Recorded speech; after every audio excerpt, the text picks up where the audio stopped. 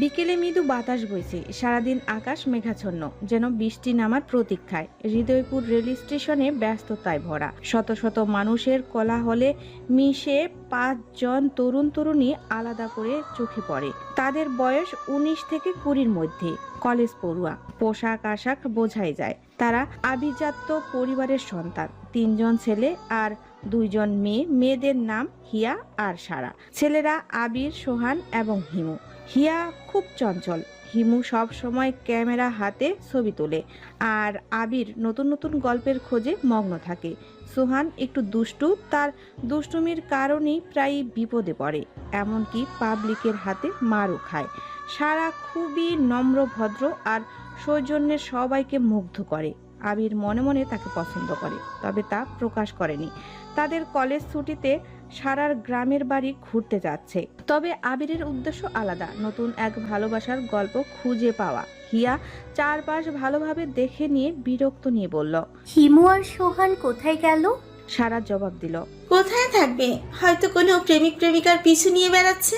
হিয়া একটু অধৈর্য হয়ে বলল, এখনই তো ট্রেন ছেড়ে দেবে, ওরা যে কোথায় গেল? আবির বলল। আমি দেখে আসছি, তোরা এখানেই থাক। আবির 2 কদম হাঁটতেই সোহান আর হিমু চলে এলো। সোহান তার গাল চেপে ধরে কাদো কাদো মুখে দাঁড়িয়ে রইল। হিয়া আর সারা মৃদু হেসে বুঝে নিল সোহান আবার দুষ্টুমি করতে গিয়ে মার খেয়েছে। আবির হিমুর দিকে তাকিয়ে বলল, বলে ফেল, এবার কি কাণ্ড ঘটিয়েছিস? হিমু সময় নিয়ে বলল, বন্ধু, এবার সব তোর জন্যই হয়েছে। 2 জন ছেলে মেয়ে হাত ধরে হাঁটছিল। সোহান গিয়ে তাদের বলল, আরে পেয়ে গেছি গল্প। তোমরা তাহলে প্রেম করছো, বাড়ি থেকে পালিয়ে এসেছো নাকি? তোমাদের প্রেম কাহিনী বলো আমায়। মেয়েটা কিছু বলার সুযোগ না দিয়ে সোহানের গালে থাপ্পড় মেরে বলল, আমরা প্রেম করছি না, আমরা ভাই বোন, নানার বাড়ি বেড়াতে যাচ্ছি। হিমুর কথা শুনে সবাই হো হো করে হেসে উঠল। এরই মধ্যে স্টেশনে ঘোষণা শোনা গেল, সম্মানিত যাত্রীগণ, মায়াতলির উদ্দেশ্যে হাওড়া এক্সপ্রেস কিছুক্ষণের মধ্যেই ছেড়ে যাবে। সকল যাত্রীকে আসন গ্রহণের অনুরোধ জানানো হচ্ছে। শোনা মাত্রই সবাই তাড়াহুড়া করে ট্রেনে উঠে নিজেদের আসন খুঁজতে লাগলো। আবির টিকিট দেখে বলল, এই যে পেয়ে গেছি, 4, 5, 6, 7, সবাই চলে আয়। জানালার পাশে বসে আবির। একে একে সবাই এসে বসে। অন্য পাশের আসনে হিয়া আর সারা বসে। তাদের পাশেই বসে আছে আনুমানিক 24 থেকে 25 বছরের এক নারী। গায়ের রং ফর্সা, মেঘের মতো কালো চুল, মায়া ভরা চোখ, পরনে সাদা শাড়ি, গায়ে কালো চাদর। গম্ভীর দৃষ্টিতে তাকিয়ে আছে জানালার বাইরে। হিয়া তার দিকে একবার ভালো করে তাকিয়ে নিজেকে নিয়ে ব্যস্ত হয়ে পড়ল। ব্যাগ থেকে সোয়েটার বের করে পরে নিয়ে বলল, উফ, কি ঠান্ডা পড়েছে। শহরে এত ঠান্ডা, গ্রামে তো আরো বেশি পড়েছে মনে হয়। আবির বলল, গ্রামে কুয়াশা আর শিশির ভাজা ঘাসের অনুভূতি অসাধারণ। বহু বছর পরে সেটা আবার অনুভব করতে পারবো। সোহান চুপচাপ গাল চেপে বসে আছে। সবাই তাকে দেখে হাসতে শুরু করলো। আবির সোহানকে জড়িয়ে ধরে বলল, কি রে, গাল এখনো ধরে রেখেছিস? সোহান কাঁদো কাঁদো গলায় বলল। এবার থাপ্পড়টা বেশ জোরে লেগেছে। হিয়া মজা করে বলল। তাহলে মেয়েটা শক্তি কম না।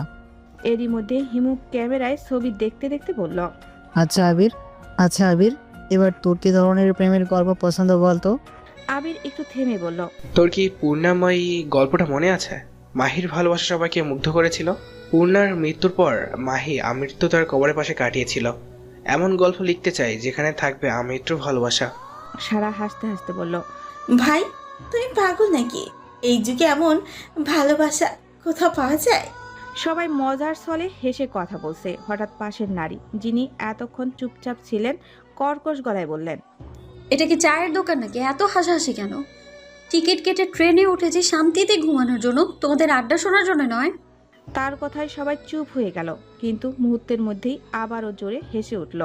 হাসির মাঝেই হিয়া খেয়াল করলো ওই নারী তাদের দিকে একবারও তাকাচ্ছে না। প্রথম থেকে গম্ভীর হয়ে জানালার বাইরে তাকিয়ে আছেন। হিয়ার চোখের ইশারায় সবাইকে তার দিকে নজর দিতে বলল। সবার হাসি থেমে গেল। সোহান তার চির কৌতূহলী স্বভাব অনুযায়ী জিজ্ঞেস করল, আপনার নাম কি? নারীটি ধীরে ধীরে মুখ তুলে বললেন, আমি ইরা। হিয়া জিজ্ঞেস করল, আপনি কোথায় যাচ্ছেন? মায়াতলি। সোহান আবার বলল, আপনার বাড়ি কোথায়? আপনি একা কেন? সারা বলল। আপনি সাথে সাথে পড়েছেন কেন? আবির বিরক্ত নিয়ে বলল, একসঙ্গে এত প্রশ্ন করলে উনি কিভাবে উত্তর দেবেন? একজন করে জিজ্ঞেস কর।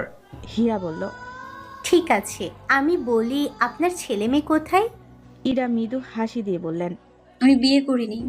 হিয়া বলল। আপনার বাবা মা কোথায়? তারা নেই। সারা বলল। তাহলে আপনি কোথায় থাকতেন? ইরা শান্ত গলায় বললেন। কারাগারে। সবাই হতভম্ব হয়ে একে অপরের দিকে তাকালো। হিয়া ভয়ে একটু দূরে সরে বসলো। আবির জিজ্ঞেস করলো। কত বছর ছিলেন কারাগারে? 8 বছর। কোন অপরাধে? একজন পুলিশ অফিসারকে খুন করার জন্য। সারা বিস্মিত হয়ে বলল। পুলিশকে হত্যা করলেন কেন? ইরা কাঁদো কাঁদো গলায় বললেন। ভালোবাসার জন্য। আবির তার ক্যামেরা চালু করার ইশারা দিল, তারপর প্রশ্ন করলো। আপনার ভালোবাসার মানুষের নাম কি? ইরা মধুর গলায় বললেন। ক্যাপ্টেন রাফি। তিনি এখন কোথায়? ইরা বললেন। মারা গেছে। বলেই ইরার চোখ থেকে অশ্রু ঝরতে লাগলো। সবার মন ভার হয়ে গেল, যেন কোনো অদ্ভুত শূন্যতা ঘিরে ধরল চারপাশ। ইরার কথায় পুরো পরিবেশটা নিস্তেজ হয়ে গেল। সবার মন ভরে উঠল হাজার প্রশ্নে, তবে কেউ সাহস করে আর কিছু বলতে পারছিল না। ইরা জানালার বাইরে তাকিয়ে কাঁদছিল। ট্রেন চলতে শুরু করলো, আর সবাই একে অপরের দিকে তাকিয়ে ইরার কথা নিয়ে নিজেদের মধ্যে নীরবে আলোচনা করছিল। হিমু ধীরে ধীরে ক্যামেরা তুলে ইরার ছবি তুলতে চাইল, কিন্তু সারা তার হাত চেপে ধরে ফিসফিস করে বলল। প্লিজ এসব করিস না, উনি নিশ্চয়ই অনেক কষ্টে আছেন। আবির আরেকবার ইরার দিকে তাকিয়ে বলল। আপনার গল্পটা কি আমাদের শুনতে দেওয়া যায়? ইরা কিছুক্ষণ চুপ করে রইলেন, তারপর ধীরে ধীরে বললেন। গল্প বলতে কিছু নেই, শুধু কিছু স্মৃতি আছে যা আমাকে আজও তাড়া করে। সোহান বলল। আমরা যদি আপনার স্মৃতির অংশ হতে চাই তাহলে বলবেন? ইরা মৃদু হেসে বললেন। তোমরা তরুণ, তোমাদের সামনে পুরো জীবন পড়ে আছে। আমার মতো একজন অপরাধীর গল্প শোনার চেয়ে জীবনে ভালো কিছু করো। হিয়া জিজ্ঞেস করলো। আপনি কি সত্যি খুনি? ইরা হঠাৎ গম্ভীর হয়ে বললেন। আমি যা করেছি তা ভালোবাসার জন্য এবং সত্য ও ন্যায়ের জন্য, কিন্তু পৃথিবী ভালোবাসা আর ন্যায়ের মূল্য দিতে জানে না। সবাই গম্ভীরভাবে ভাবতে লাগলো। ট্রেন তখন দূর গ্রামের পথে এগোচ্ছিল। জানালার বাইরে ছুটে চলা গাছ আর খোলা আকাশ যেন ইরার জীবনের রহস্যকে আরো গভীর করে তুলছিল। সারা নীরবতা ভেঙে বলল। আপনার ভালোবাসার গল্পটা শুনতে চাই। সত্যি বলতে এমন গল্পের পেছনে নিশ্চয়ই অনেক আবেগ লুকিয়ে আছে। ইরা কিছুক্ষণ নীরব দেখে বললেন। তোমরা শুনলে হয়তো আমায় বিচার করবে, কিন্তু যদি সত্যিই জানতে চাও তাহলে পরে স্টেশন থেকে নামতে হবে। মায়াতলিতে গিয়ে আমি তোমাদের দেখাবো কোথায় এই গল্প শেষ হয়েছিল।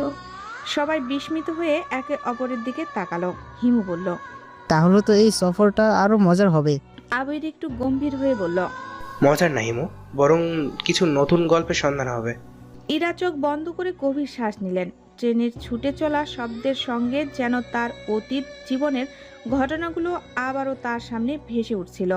এভাবেই শুরু হলো ইরার ভালোবাসার রহস্য উন্মোচনের যাত্রা।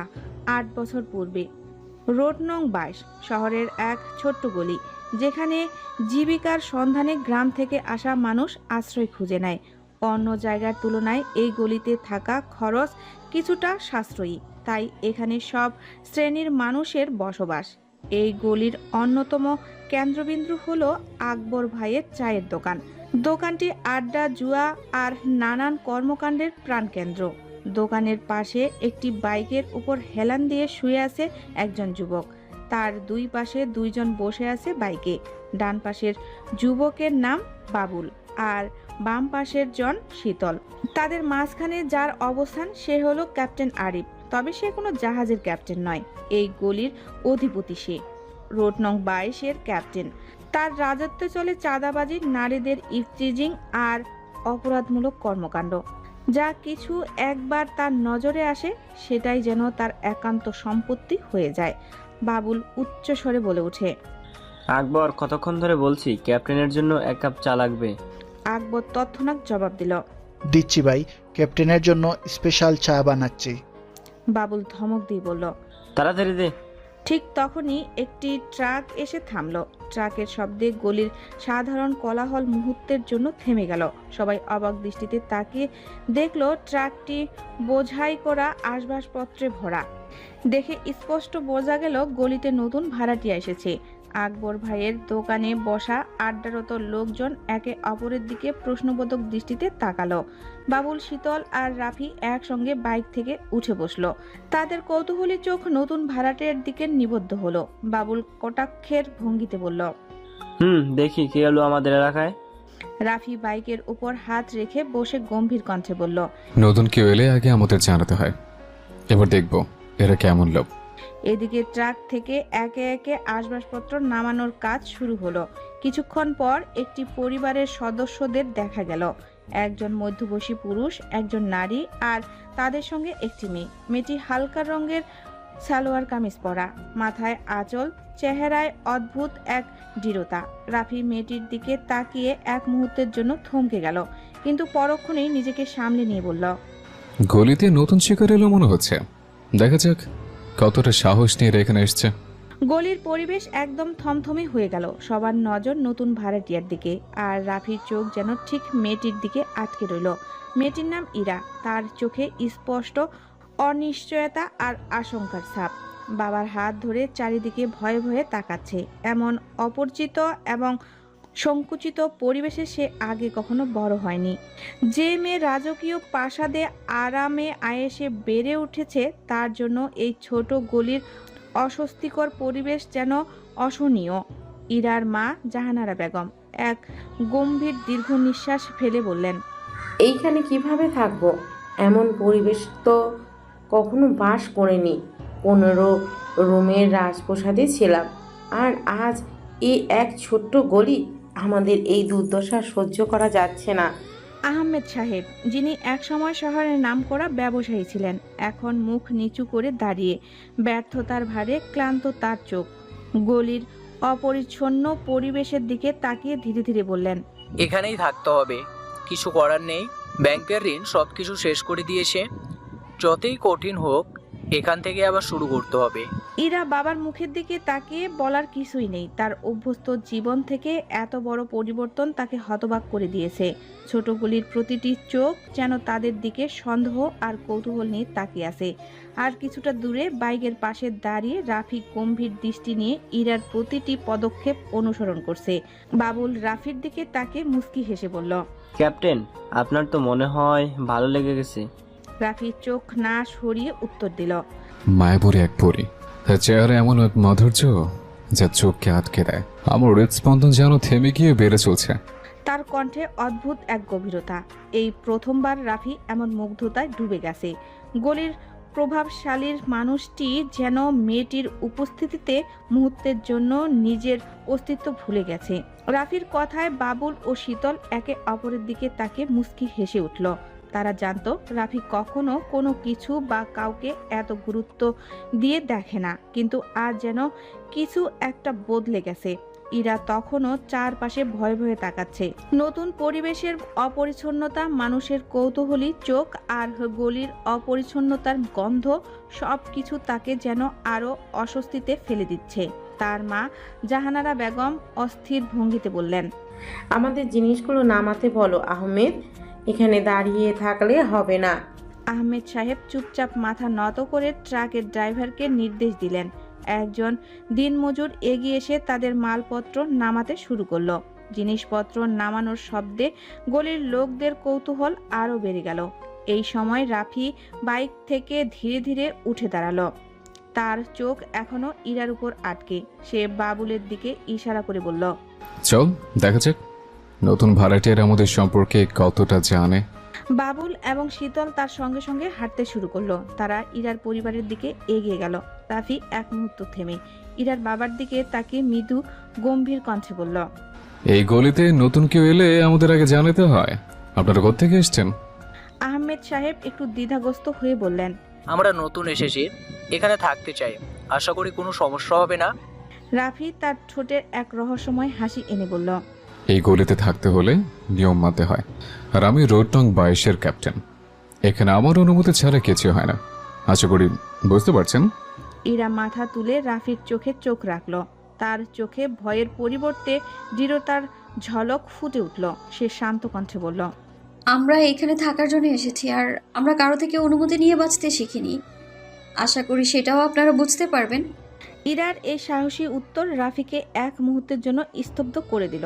সে কিছু বলার আগে বাবুল ফিসফিস করে বলল, ক্যাপ্টেন, মেয়েটা তো বেশ সাহসী। রাফি একটু মুচকি হেসে বলল, সাহস দেখানো ভালো, কিন্তু গলির নিয়ম ভাঙলে সেটা ঠিক থাকবে না। দেখা যাক কত দূর যেতে পারে। রাফির রহস্যময় হাসি দেখে আহমেদ সাহেব একটু অস্বস্তিতে পড়লেন। তিনি শান্তভাবে বললেন, আমরা কোনো সমস্যা চাই না, এখানে শান্তিতে থাকতে চাই। আশা করি আপনারা সেটাই বুঝবেন। রাফি আহমেদ সাহেবের কথায় কোনো প্রতিক্রিয়া না দেখে ইরার দিকে তাকিয়ে বলল, আপনার মেয়ের মতো এত সাহসী মানুষ এই গলিতে খুব কম, তবে সাহস সবসময় সাহায্য করে না, বুঝলেন? ইরা চোখ সরালো না, তার কণ্ঠের দৃঢ়তা। আমাদের সাহসই আমাদের বাঁচিয়ে রাখবে। এখানে যারা আছে তাদের মতো হয়ে যাওয়া আমাদের লক্ষ্য নয়। এত মানুষের সামনে ইরার এমন সাহসী কথায় গলি মুহূর্তের জন্য স্তব্ধ হয়ে গেল। আশেপাশে যারা ছিল তারা ফিসফিস শুরু করলো, যেন নতুন এই মেয়েটি রোড নং 22-এর ক্যাপ্টেনকে প্রথমবার চ্যালেঞ্জ জানালো। রাফি ঠোঁটে হালকা এক তৃপ্তির হাসি এনে বলল, তোমার এই সাহস যেন টিকে থাকে, কিন্তু মনে রাখো এই গলি আমার নিয়মে চলে। নিয়ম না মানলে কি হয় সেটা একদিন জানবে। এই কথা বলে রাফি তার সঙ্গীদের সঙ্গে ধীরে ধীরে ফিরে গেল। বাবুল হাসতে হাসতে বলল, ক্যাপ্টেন, এবার আপনার খেলা জমে উঠবে। মেয়েটা একদম আগুন। রাফি চুপ করে থাকলো। তার মন যেন অদ্ভুত এক উত্তেজনায় দোল খাচ্ছে। গলিতে বহু মানুষ এসেছে, কিন্তু ইরার মতো কেউ কখনো আসেনি। এদিকে ইরা তার বাবার সঙ্গে তাদের নতুন বাসায় ঢুকলো। ঘরে প্রবেশের সময় তার মা বললেন, ইরা, তুমি এইভাবে কথা বললে তো বিপদ হবে। আমরা এখানে নতুন, আমাদের শান্ত থাকতে হবে। ইরা শান্ত গলায় জবাব দিল, মা, আমরা সারা জীবন অন্যায় মেনে নিয়ে বাঁচতে পারি না। এখানে যারা আছে তাদের সঙ্গে লড়াই করতে হলে আমিও ভয় পাবো না। জাহানারা বেগম চিন্তিত চোখে মেয়ের দিকে তাকালেন। আহমেদ সাহেব দীর্ঘশ্বাস ফেলে বললেন, আমরা এখানে টিকে থাকার জন্য এসেছি ইরা। শক্তি আর ধৈর্য দুটোই লাগবে, সাবধানে থেকো। ইরা জানতো তার বাবার কথাগুলো সত্য, কিন্তু তার মনের ভেতরে অন্যরকম এক শক্তি জন্ম নিচ্ছে। এই গলিতে নতুন শুরু হওয়া তার জীবন এক অজানা পথে এগিয়ে যাচ্ছে, আর সেই পথের শেষে কি অপেক্ষা করছে তা শুধু সময়ই বলে দেবে। গলির সকালের পরিবেশ অন্যরকম। ছোট দোকানগুলো দরজা খুলছে। আকবর ভাই চায়ের কেতলি বসিয়ে গ্রাহকদের জন্য চা বানাতে ব্যস্ত। বাবুল, শীতল এবং রাফি বাইকে হেলান দিয়ে বসে আছে। রাফির চোখ গলির নতুন ভাড়াটিয়াদের বাসার দিকে। বাবুল হাসতে হাসতে বলল, ক্যাপ্টেন, আজ কিন্তু ইরাপুর জন্য কিছু একটা করা দরকার। আপনার নজর তো আর সরছে না। রাফি একটু বিরক্ত কণ্ঠে বলল, তুই চুপ কর, যা বলছি কর, বেশি কথা বলতে হবে না। কিন্তু ক্যাপ্টেন, মেয়েটা সাহসী। আপনার চোখ তো আটকে আছে, কিন্তু তার চোখে আমরা কিছুই না। রাফি মৃদু হাসি। সাহসী মেয়েদের আমার পছন্দ, তবে আমার নিয়ম ভাঙলে কি হয় সেটাও দেখাবো। রাফি মৃদু হাসে। ইরা জানালা দিয়ে বাইরে তাকিয়ে রাফির দলের কথাবার্তা শুনতে পায়। তার মুখে এক ধরনের বিরক্তি ছাপ। ভেতরে বসে জাহানারা বেগম রান্না করছেন। ইরা বলল, মা, এই গলির লোকজন কতটা বেয়াদব। রাস্তায় বসে অযথা কথা বলছে, কারো শান্তিতে থাকা সম্ভব নয়। জাহানারা বেগম মেয়েকে বললেন, মেয়ে, তুমি এইসব নিয়ে মাথা ঘামিও না। আমরা এখানে নতুন, বেশি কিছু বললে বিপদ হবে। ইরা বলে, মা, অন্যায় দেখে চুপ করে থাকলে ওরা আরো সাহস পাবে। চুপচাপ থাকা আমার স্বভাব নয়। জাহানারা অস্থির হয়ে ওঠে। তোমার বাবা যা বলছে সেটাই করবে। এই গলিতে শক্তি নয়, ধৈর্য দিয়ে বাঁচতে হবে। আকবর ভাইয়ের দোকানের সামনে কয়েকজন ছোট ব্যবসায়ী জড়ো হয়েছে। রাফি এবং তার দল জড়ো করে তাদের কাছ থেকে চাঁদা আদায় করছে। ব্যবসায়ীরা মুখ ফুটে কিছু বলতে পারছে না। ছোট ব্যবসায়ী বললেন, ক্যাপ্টেন, আমাদের লাভ তো এমনিতেই কম, এত টাকা কিভাবে দেব? বাবুল ধমক দিয়ে, ক্যাপ্টেনের সঙ্গে দরাদরি করবে? যা বলা হয়েছে দিয়ে দে, না হলে দোকান থাকবে না। ঠিক তখনই ইরা সেখানে উপস্থিত হয়। ইরা কঠিন কণ্ঠে বলে, এভাবে জোর করে কারো থেকে টাকা নিয়ে অন্যায় বন্ধ করুন এটা। রাফি চোখ তুলে ইরার দিকে তাকালো। এই গলির নিয়মে তুমি নতুন, তাই কিছুই জানো না। এখানে আমার কথাই শেষ কথা। ইরা জোর গলায় বলে, তোমার অন্যায় নিয়ম মানার মতো মানুষ আমরা নই। এগুলি কারো ব্যক্তিগত সম্পত্তি নয়। তুমি কি বুঝতে পারছো না তোমার এই কাজ মানুষকে কষ্ট দিচ্ছে? রাফি কিছুক্ষণ চুপ থাকে। তার চোখে এক অদ্ভুত মুগ্ধতা, তবে মুখে কঠোরতার আভাস। রাফি হালকা হাসি দিয়ে বলে, তোমার সাহস আছে সেটা মেনে নিচ্ছে, কিন্তু এই গলিতে বাঁচতে হলে আমার নিয়ম মানতেই হবে। ইরা দৃঢ় কণ্ঠে বলল, তোমার অন্যায়ের সঙ্গে আপোষ করব না, তুমি যতই বড় হও না কেন। অন্যায়ের বিরুদ্ধে আমি একদম চুপ করে থাকবো না। রাফি ইরার কথা শুনে চুপ করে যায়। বাবুল এবং শীতল রাফির দিকে তাকিয়ে থাকে। বাবুল ফিসফিস করে বলল, ক্যাপ্টেন, মেয়েটা আসলে অন্যরকম, এরকম কেউ আগে আসেনি এখানে। রাফি মৃদু স্বরে বলল, ঠিক বলেছ, মেয়েটা অন্যরকম, তার সাহস অদ্ভুত। রাফি বাইকে বসে গম্ভীর হয়ে যায়। তার ভেতরে এক অজানা অনুভূতি খেলা করে। সে বুঝতে পারে ইরার সঙ্গে এই প্রথম কেউ তাকে তার ভুল দেখানোর সাহস দেখিয়েছে। বাসায় ফিরে ইরা তার বাবাকে সবকিছু বলে। আহমেদ সাহেব চিন্তিত হয়ে যান। আহমেদ সাহেব বলল, ইরা, তুমি এসব ঝামেলায় জড়াবে না, ওরা বিপজ্জনক মানুষ, আমাদের এখানে টিকে থাকতে হবে। ইরা দৃঢ় গলায় বলে, বাবা, অন্যায় মেনে নিয়ে টিকে থাকার চেয়ে মরা ভালো। আমি যা ঠিক মনে করি সেটাই করব আমি। ইরার এই দৃঢ়তা দেখে আহমেদ সাহেব চুপ হয়ে যান। তার মেয়ের সাহস তাকে একদিকে গর্বিত করে, আবার অন্যদিকে চিন্তিত করে। ইরার সাহসিকতা তার মনের ভেতর বারবার বাজাতে থাকে। সে নিজের জীবন নিয়ে ভাবতে শুরু করে। সে কি আসলে ঠিক করছে? ইরার সাহস কি তাকে বদলাতে বাধ্য করবে? রাতের অন্ধকার ঘন হয়ে এসেছে। চারিদিকে নীরবতা। রাফি বসে আছে গলির এক কোণে। মাথায় ইরার কথা ঘুরপাক খাচ্ছে। সে আজ অস্বস্তিতে। এত বছর ধরে এই গলিতে তার রাজত্ব চলে আসছে। মানুষ তার ভয়ে কাঁপে, কিন্তু কেন আজ ইরার মতো একটি মেয়ে তার মনে এমন দোলা তুলছে? ইরার সাহস আর সত্য বলার স্পষ্টতা তাকে নতুন কিছু ভাবতে বাধ্য করছে। হঠাৎ গলির অন্য প্রান্ত থেকে বাবুল আর শীতল এগিয়ে আসে। রাফি তাদের দিকে তাকিয়ে মৃদু হাসে। ক্যাপ্টেন, আজ এত চুপ কেন? বাবুল প্রশ্ন করে। রাফি হেসে বলে, কিছু না, একটা নতুন পরিকল্পনা করছে। নতুন পরিকল্পনা আবার কি? শীতল জানতে চায়। রাফি ধীর কণ্ঠে বলে, এবার কিছু আলাদা করব। এতদিন যা করেছি তা ভুল ছিল। এই গলির নিয়ম বদলাতে হবে। মানুষ আমাদের ভয় পায়, সম্মান নয়। আমি শুধু ভয়ের রাজা হতে চাই না, এবার সত্যিকারের নেতা হতে চাই। বাবুল হতভম্ব হয়ে শীতলের দিকে তাকায়। ক্যাপ্টেন, এতদিন ধরে যা করেছি সেটা কি ভুল ছিল? হ্যাঁ, ভুল ছিল। মানুষকে ভয় দেখিয়ে রাজত্ব করা যায়, কিন্তু মানুষের হৃদয়ে জয় করা যায় না। এবার আমরা ভয় না, ভালোবাসা দিয়ে এই গলি বদলাবো। যারা অন্যায় করছে তাদের থামাবো। রাফির কণ্ঠে দৃঢ়তা। শীতল ধীরে বলে, কিন্তু যদি সবাই আপনার বিরুদ্ধে যায়? রাফি গম্ভীর নিঃশ্বাস ফেলে বলে, যাক, তবু আমি লড়াই করব। এবার গলির অন্যায় বন্ধ করব। পরের দিন সকালে ইরা, নীলা আর গলির কয়েকজন মেয়েকে নিয়ে রাস্তায় নেমে পড়ে। তাদের লক্ষ্য একটাই, গলির অন্যায়ের বিরুদ্ধে আওয়াজ তোলা। দোকানগুলোতে গিয়ে তারা ছোট ব্যবসায়ীদের সাহস দেয়। ইরা, তুমি কি নিশ্চিত রাফি এটা মেনে নেবে না? নীলা বলে। ইরা দৃঢ় কণ্ঠে বলে, আমরা ভয়ে চুপ করে থাকলে কিছুই বদলাবে না। অন্যায়কে রুখতে হলে সাহসী হতে হবে। ভয় পেলে আর কিছুই হবে না। ইরার সাহস দেখে দোকানের মালিকরা তাদের পাশে দাঁড়ানোর সিদ্ধান্ত নেয়। একজন দোকানদার বলে, আপনারা যদি আমাদের পাশে থাকেন, আমরাও রাফির চাঁদা দেওয়া বন্ধ করব। রাফি তার দল নিয়ে গলিতে হাজির হয়। ইরার প্রতিবাদের কথা তার কানে এসেছে।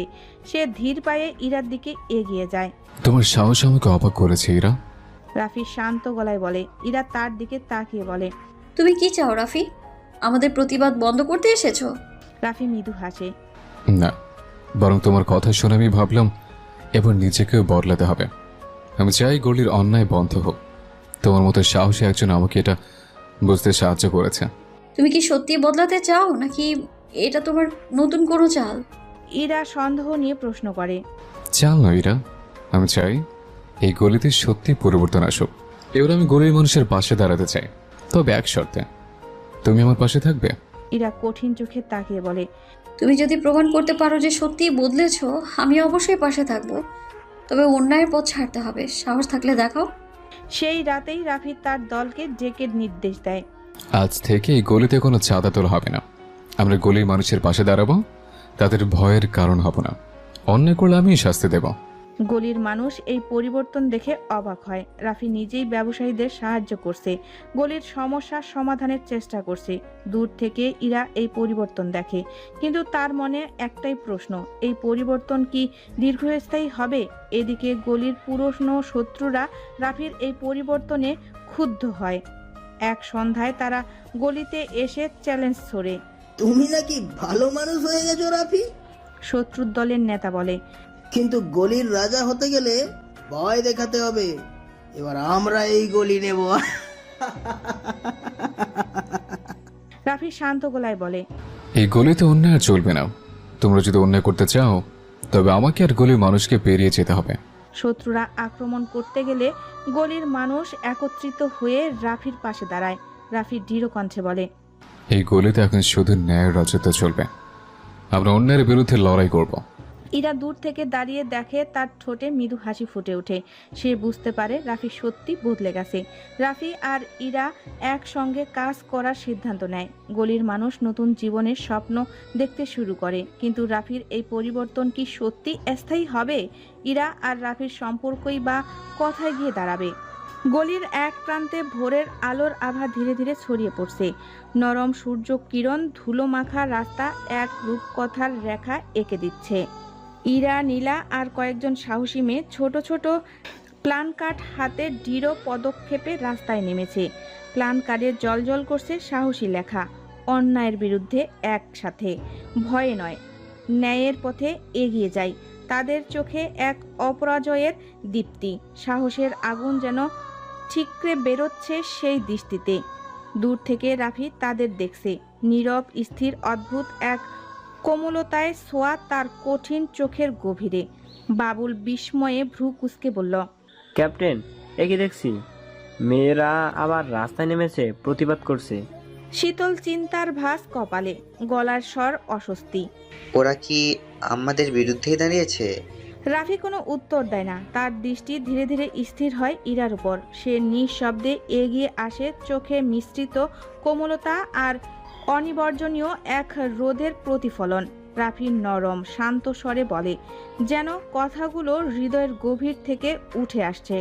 তোমাদের এই সাহসিকতাকে আমি সম্মান জানাই, তবে মনে রেখো আমি আগেই বলেছি আর কোনো অন্যায় হবে না। তোমাদের আর প্রতিবাদ করার প্রয়োজন নেই। ইরা এক পা এগিয়ে আসে, চোখে চোখ রেখে দাঁড়ায় রাফির সামনে। তার কণ্ঠে ভরপুর দৃঢ়তা, মুখে অনর প্রত্যয়ের আভা। ইরা গভীর স্পষ্ট কণ্ঠে বলে, প্রতিবাদ কেবল অন্যায় থামানোর জন্য নয়, এটা ন্যায়ের পক্ষে দাঁড়ানোর এক শক্তিশালী ভাষা। তুমি যদি সত্যিই বদলে যাও তবে জেনে রেখো, আমাদের কণ্ঠই হবে তোমার সাহস, তোমার শক্তি। রাফি নীরবে কিছুক্ষণ তাকিয়ে থাকে ইরার মুখের দিকে। চোখের গভীরে অদ্ভুত এক আলো জ্বলে ওঠে, যেন কোনো চাপা অনুভূতি মৃদু হাসিতে ফুটে উঠছে। রাফির কোমল হাসি ছুঁয়ে যায় তার ঠোঁটে। তোমার কথা আজ অন্যরকম কিছু অনুভব করছি এরা, যেন নিচের ভেতরের কোনো অদেখা দিগন্ত খুলে যাচ্ছে। এক টুকরো নীরবতা নেমে আসে, কিন্তু সেই নীরবতাও যেন প্রতিধ্বনি হয় ইরার কথার সাহস। রাফির মৃদু হাসির নরম উত্তাপ আর ভোরের আকাশে ফুটতে থাকা এক নতুন দিনের প্রতিশ্রুতির। গলির ছোট্ট স্কুলটির উঠানে দাঁড়িয়ে আছে রাফি ও ইরা। বিকেলের নরম রোদের চারপাশটা যেন সোনালি আলোয় ভেসে যাচ্ছে। দূরে কিছু শিশু দৌড়াদৌড়ি করে খেলছে, তাদের হাসির শব্দে হাওয়ার সাথে মিশে গেছে। গাছের ছায়ায় দাঁড়িয়ে রাফি চুপচাপ ইরার দিকে তাকায়, তারপর নরম কণ্ঠে বলে, জানো এরা, তোমার মতো সাহসী একজন মানুষ ছাড়া হয়তো আমি কখনো বদলাতে পারতাম না। ইরা হালকা হাসে, সেই হাসিতে রয়েছে অদ্ভুত এক প্রশান্তি। চোখের কোণে আলতো শীতলতা, যেন সকল উত্তর ওখানেই লুকিয়ে আছে। সে স্নিগ্ধ কণ্ঠে বলে, বদলানো কঠিন নয় রাফি, যদি মন থেকে চাও সবই সম্ভব। তুমি শুধু সাহস পেয়েছো আর আমি সেই সাহসের কথা মনে করিয়ে দিয়েছি। কিছুক্ষণ নীরবতা, সেই নীরবতাও যেন কথা বলে অদৃশ্য এক ভাষায়। রাফি আকাশের দিকে তাকায়, চোখে এক ধরনের প্রশান্তির ছোঁয়া। হঠাৎ তার কণ্ঠে ধরা দেয় এক গভীর স্বীকারোক্তি, তুমি আমার জীবনে মায়াবতী হয়ে এসেছো, এক জাদুর মতো বদলে দিয়েছো সবকিছু।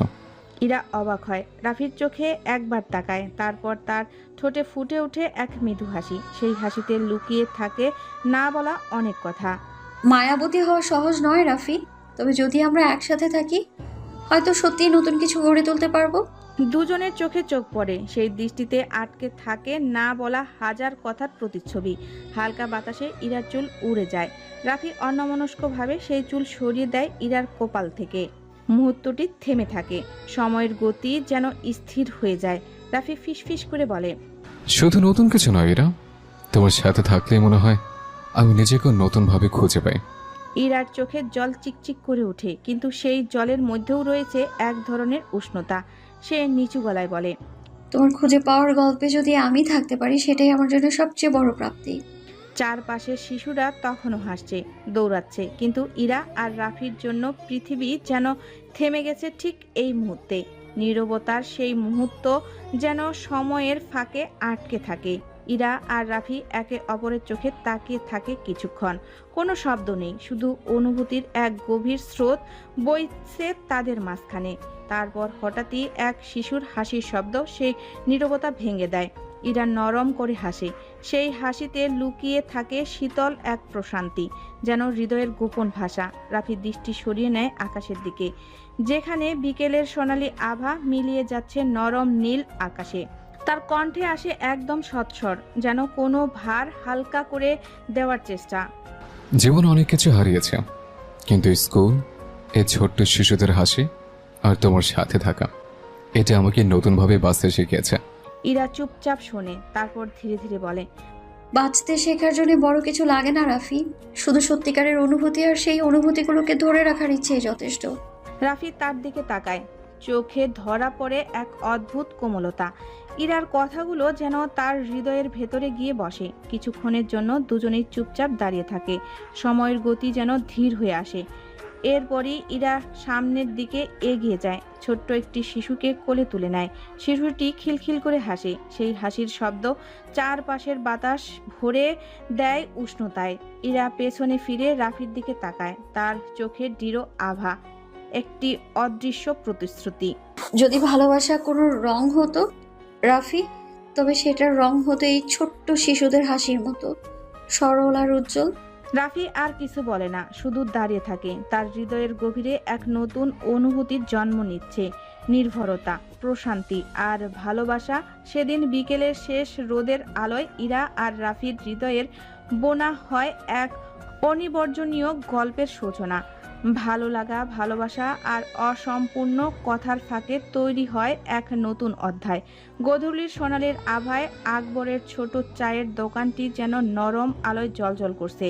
রাফি নিঃশব্দে বসে আছে, চোখে ভাবনার ছায়া। ঠিক তখনই ইরা এসে পাশে বসলো, হালকা এক মিষ্টি হাসি তার ঠোঁটে।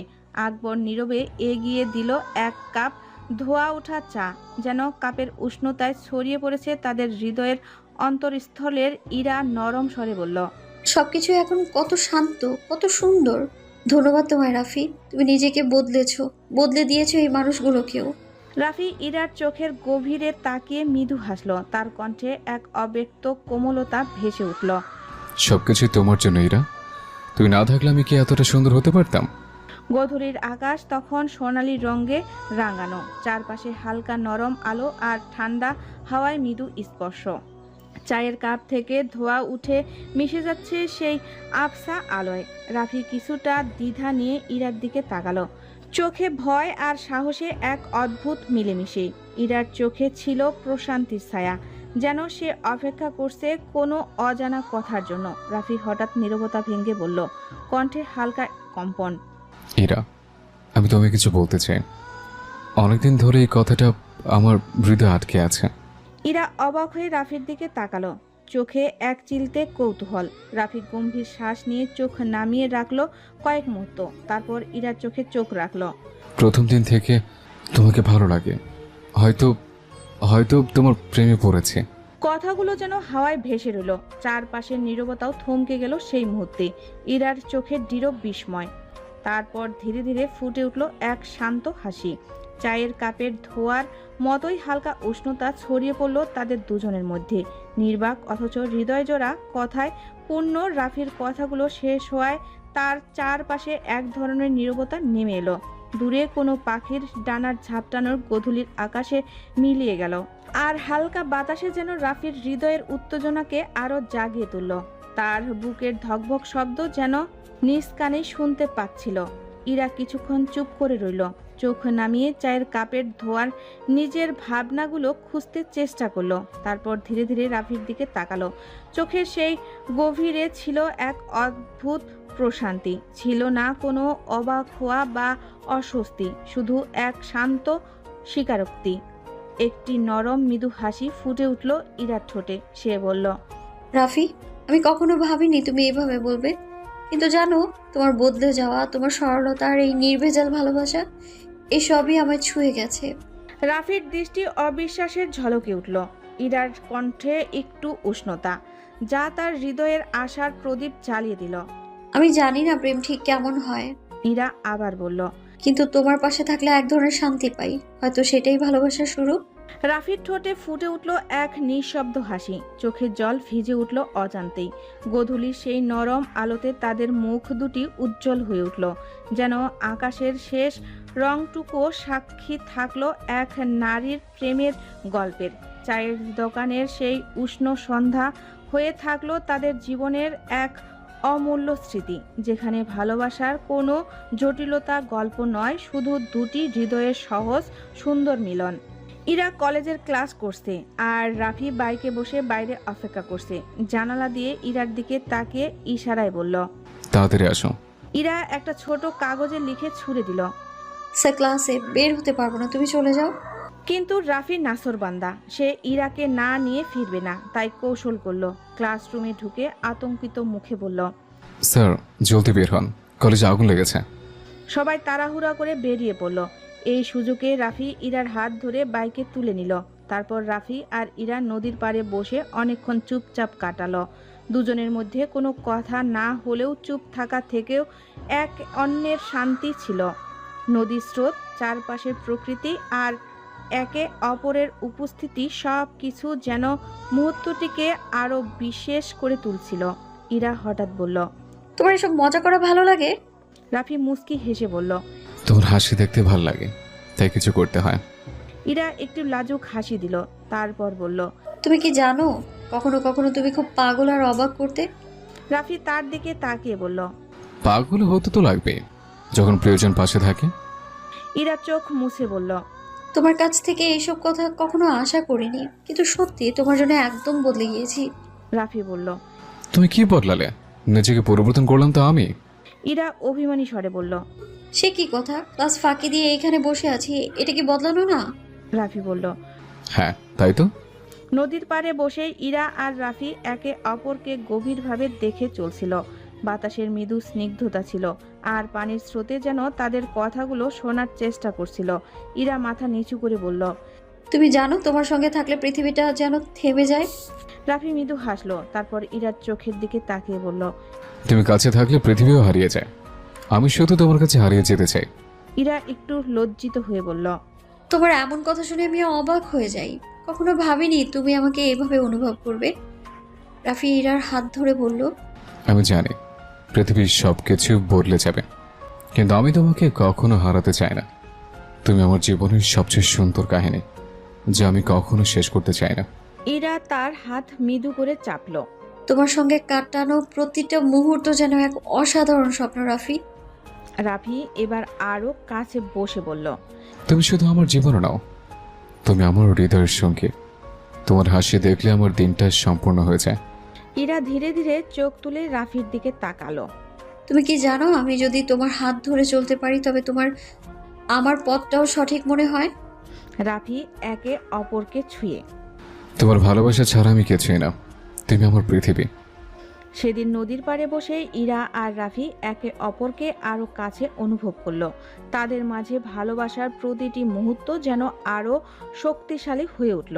সন্ধ্যায় বাইকে চড়ে তারা নিজেদের গলিতে এলেন। তাদের দেখা মাত্রই ছুটে এলো বাবুল আর শীতল। বাবুল বলল, ক্যাপ্টেন, স্বামীর তার দলবল নিয়ে এসেছিল, বলেছে রাফি এখন ক্ষমতায় নেই, এই গলি এখন থেকে ওরা শাসন করবে। শীতল উদ্বিগ্ন হয়ে বলল, ক্যাপ্টেন, ওরা সবাইকে হুমকি দিচ্ছে, এখন কি করবেন? রাফি চিন্তায় পড়ে গেল। তবে কি আবার তাকে ক্ষমতায় ফিরতে হবে? মনে মনে ভাবলো, এই সমাজে ভালো মানুষের কোনো মূল্য নেই। রাফি গভীর চিন্তায় মগ্ন। শীতল তাকে জিজ্ঞেস করলো, ক্যাপ্টেন, তাহলে কি সিদ্ধান্ত নিলেন? রাফি ধীরে ধীরে বলল, আমাদের নিজেদের গলির শান্তি রক্ষা করতে হবে। স্যামিরদের হুমকিতে ভয় পেলে চলবে না। সবাইকে একত্রিত করে তাদের মোকাবেলা করতে হবে। বাবুল উত্তেজিত হয়ে বলল, ঠিক বলেছেন ক্যাপ্টেন, আমরা সবাই মিলে তাদের প্রতিহত করব। শীতল সম্মতি জানিয়ে বলল, হ্যাঁ ক্যাপ্টেন, আমরা সবাই আপনার সাথে আছি। রাফি সবার দিকে তাকিয়ে বলল, তাহলে চলো সবাই মিলে আমাদের গলির শান্তি রক্ষা করি। সবাই একসঙ্গে সম্মতি জানিয়ে প্রস্তুতি নিতে শুরু করলো। অন্যদিকে আহমেদ সাহেব জানালার পাশে দাঁড়িয়ে নিচের কথোপকথন শুনছিলেন। মনে মনে ভাবলেন, ইরাকে আর ওদের সঙ্গে মিশতে দেওয়া যাবে না। দিন দিন ও জড়িয়ে পড়ছে, বড় কিছু ঘটার আগেই এসব থেকে ওকে দূরে সরিয়ে রাখতে হবে। তিনি ডাকলেন, ইরা। ইরা উপরে তাকে জবাব দিল, বলো বাবা। বাসায় এসো মামুনি। আসছি বাবা। রাফি শান্ত কণ্ঠে বলল, এরা তুমি যাও, এটা নিয়ে চিন্তা করো না, আমি সামনে নেব। ইরা এক মুহূর্ত তাকিয়ে থাকলো, তারপর আস্তে করে বলল। ইরা আর কিছু না বলে ধীরে ধীরে সিঁড়ি বেয়ে উপরে উঠে গেল। আহমেদ সাহেব চুপচাপ দাঁড়িয়ে রইলেন, চোখে এক অদ্ভুত কঠোরতা। ইরা দরজার কাছে পৌঁছাতেই তিনি বললেন, তোমার ওদের সাথে মেলামেশা বন্ধ করতে হবে ইরা। ইরা বিস্মিত হয়ে বাবার দিকে তাকালো। কিন্তু কেন বাবা? সবকিছু তুমি বুঝবে সময় হলে, এখন শুধু আমার কথা শোনো ইরা। ইরার মনে হাজারটা প্রশ্ন, কিন্তু বাবার চোখের গভীরতা দেখে আর কিছু বলতে সাহস পেল না। বাইরে তখনও রাফি একা দাঁড়িয়েছিল। অন্ধকারে তার মুখটা ঠিক স্পষ্ট বোঝা যাচ্ছিল না, কিন্তু সে জানতো সামনে ঝড় আসছে। গভীর রাত, চারপাশ নিস্তব্ধ, নিস্তব্ধতার চাদরে মরা শহর। হঠাৎই একদল বাইকের গর্জন সেই নীরবতা ভেঙে দিল। রাফি ও তার সঙ্গীরা দ্রুত গতিতে ছুটে গেল অজানা এক গন্তব্যে। রাফি তার আগের রূপে ফিরে আসলো। কিছুক্ষণ পর তারা ফিরে এলো। রাফির চোখে তীব্র এক আগুনের ঝলক, মুখের রহস্যময় অভিব্যক্তি। তার হাতে তখনও লেগে তাজা রক্তের দাগ। রাত কেটে ভোর হলো। প্রতিদিনের মতো গলির চায়ের দোকানের সামনে ব্যস্ততা শুরু হয়েছে। রাফি বসে আছে আকবরের দোকানে, গভীর চোখে চায়ের কাপে চুমুক দিচ্ছে। এদিকে ইরা তৈরি হয়ে বের হলো কলেজের পথে। রাফি তাকে দেখে এগিয়ে গিয়ে বলল, চলো তোমাকে নামিয়ে দিয়ে আসি। ইরা মৃদু হেসে বলল, যেতে পারি, তবে আজ ক্লাস মিস দিতে পারবো না। রাফি কৌতূহল করে বলল, ঠিক আছে আমার মায়াবতী মহারানী। সেই মুহূর্তে রাস্তার পাশে একটি জিপ গাড়ি এসে থামলো। গাড়ির দরজা খুলে একে একে নেমে আসলো স্বামীর ও তার দলবল। সবার হাতে পিস্তল। স্বামীর রাগে গর্জন করে উঠল, রাফি, কাল রাতে আমাদের উপর হামলা করেছিস, কি ভেবেছিস তোকে ছেড়ে দেবো?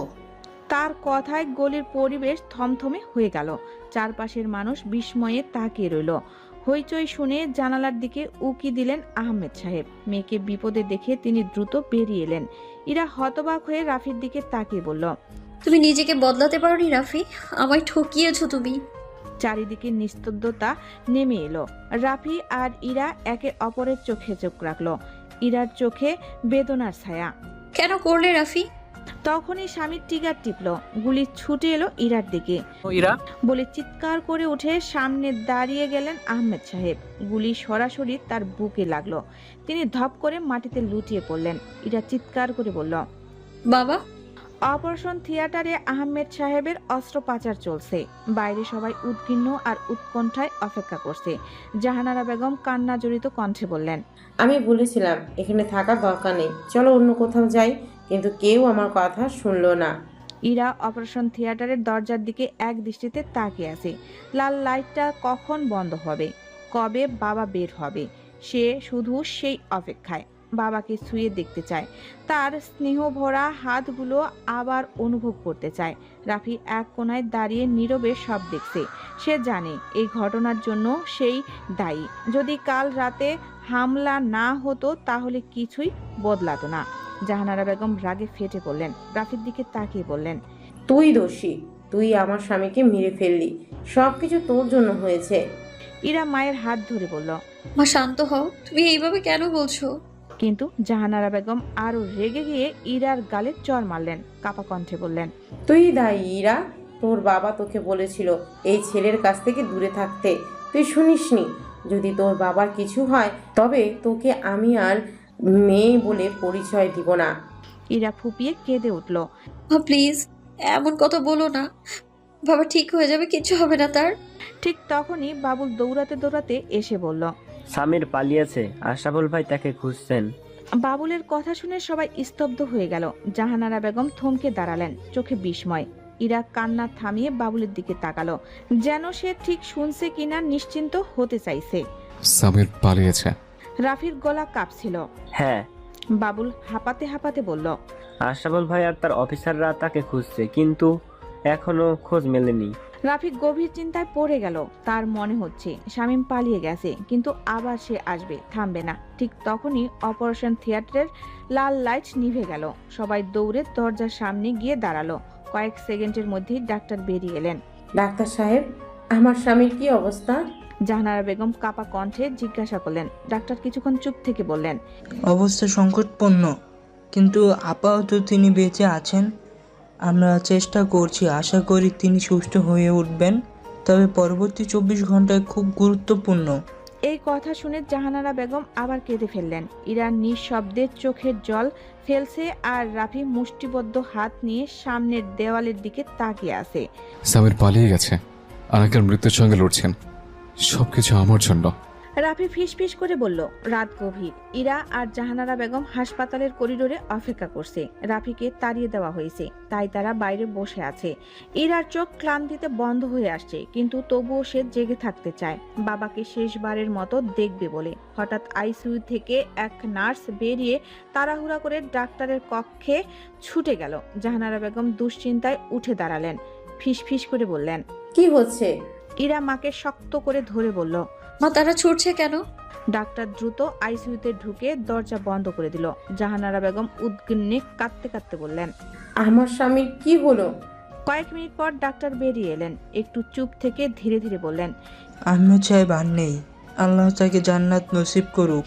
ইরা আর জাহানারা বেগম কান্নায় ভেঙে পড়লেন। তাদের চিৎকারে হাসপাতালের পরিবেশ ভারী হয়ে উঠল। বাইরে থাকা রাফি আর বাবুল দৌড়ে ভেতরে এলেন। রাফি আর বাবুল ছুটে এসে দেখলো জাহানারা বেগম মেঝেতে বসে হাউমাউ করে কাঁদছেন। ইরা ফাঁকা দৃষ্টিতে আইসিইউর দরজার দিকে তাকিয়ে আছে, যেন সে কিছুই বুঝতে পারছে না। রাফি দ্রুত ইরার কাছে গিয়ে তার কাঁধে হাত রাখলো। ইরা, নিজেকে সামলাও। ইরা ধীরে ধীরে রাফির দিকে তাকালো। তার চোখ দুটো লাল হয়ে গেছে, ঠোঁট কাঁপছে, কিন্তু কোনো শব্দ বের হচ্ছে না। জাহানারা বেগম কান্নার মাঝে বললেন, আমার আহমেদ আমাকে ছেড়ে চলে গেল, আমি এখন কি করব?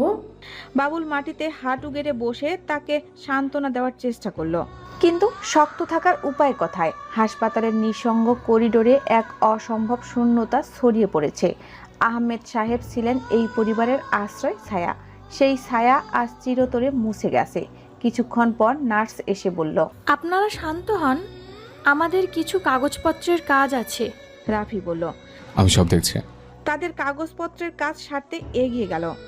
ইরা ধীর পায়ে বাবার কেবিনের দিকে এগিয়ে গেল। দরজার সামনে দাঁড়িয়ে বুকটা কেমন ভারী লাগলো। একবার চোখ বন্ধ করলো, তারপর দরজা ঠেলে ভেতরে ঢুকলো।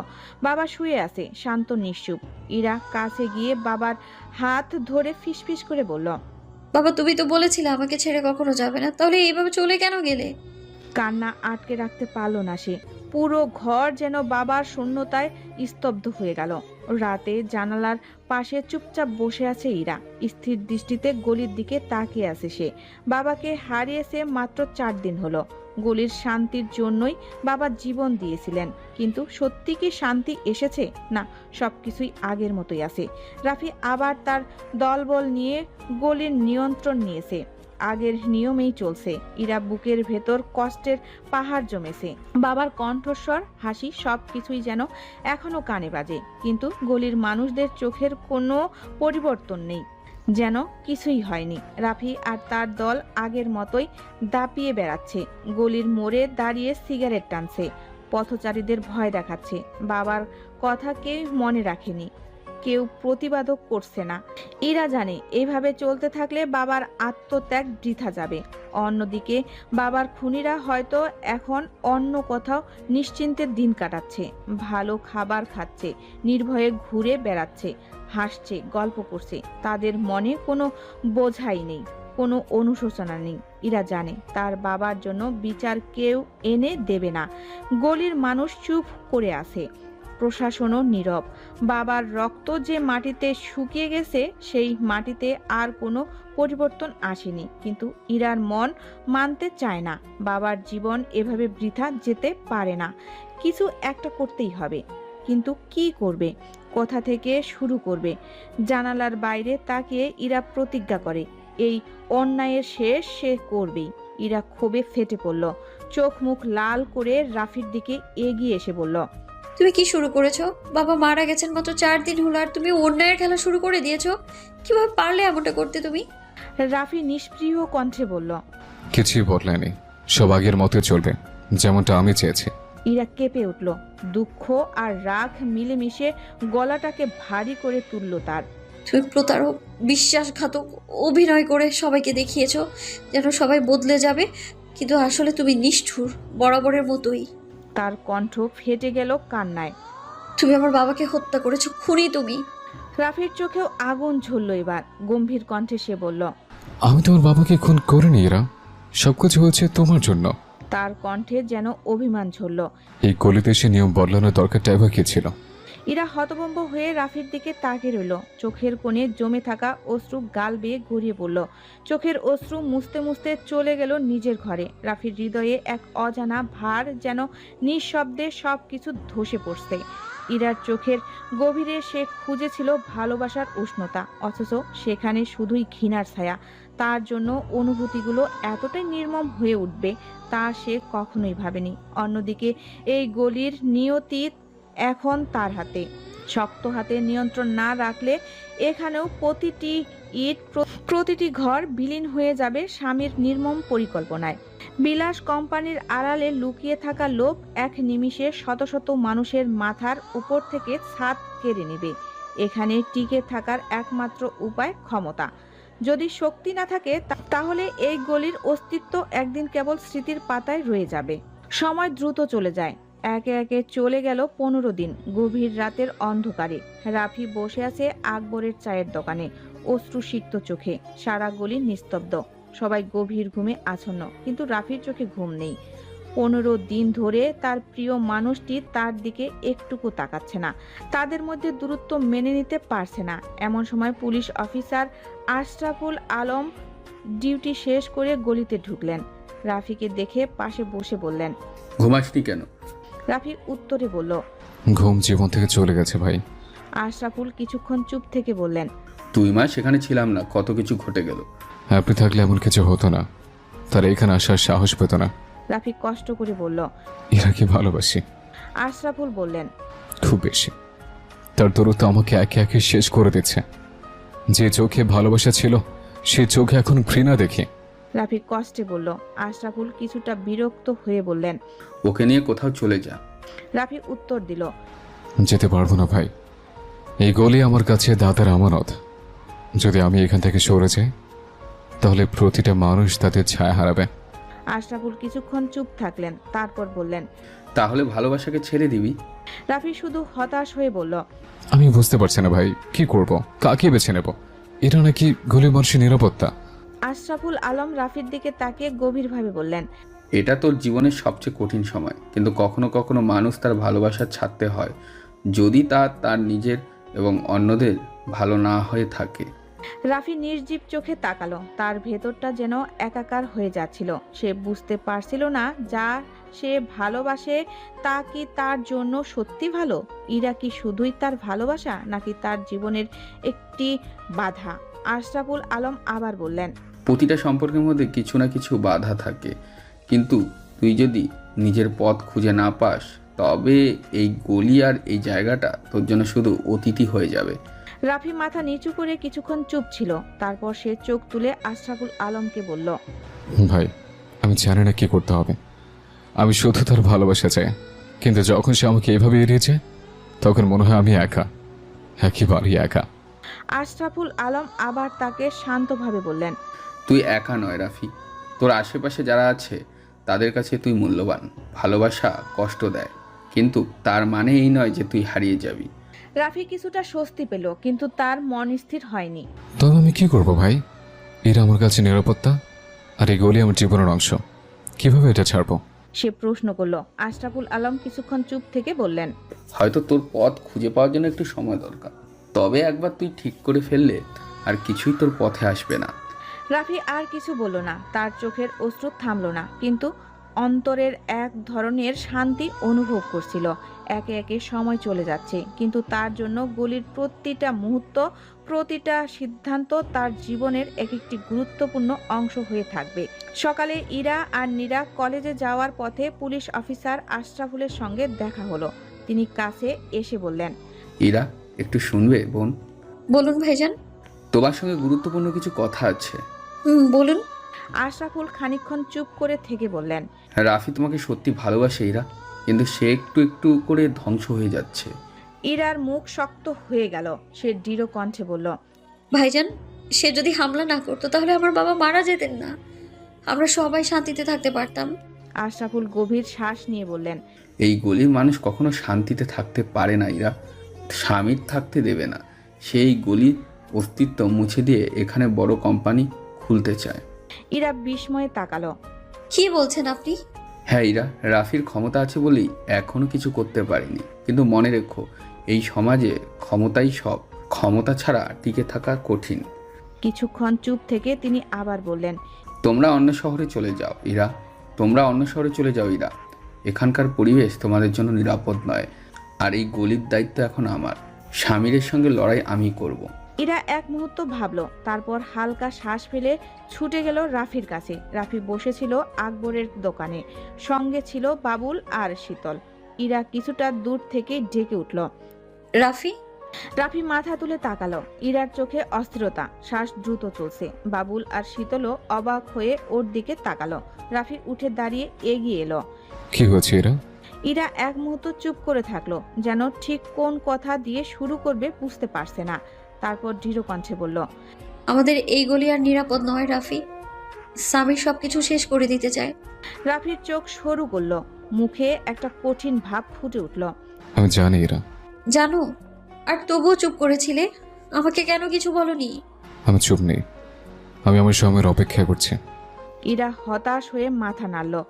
আশরাফুল ভাই বলেছেন আমরা যদি এখানে থাকি তাহলে ভালো কিছু হবে না, তিনি চাইছেন আমরা অন্য কোথাও চলে যাই।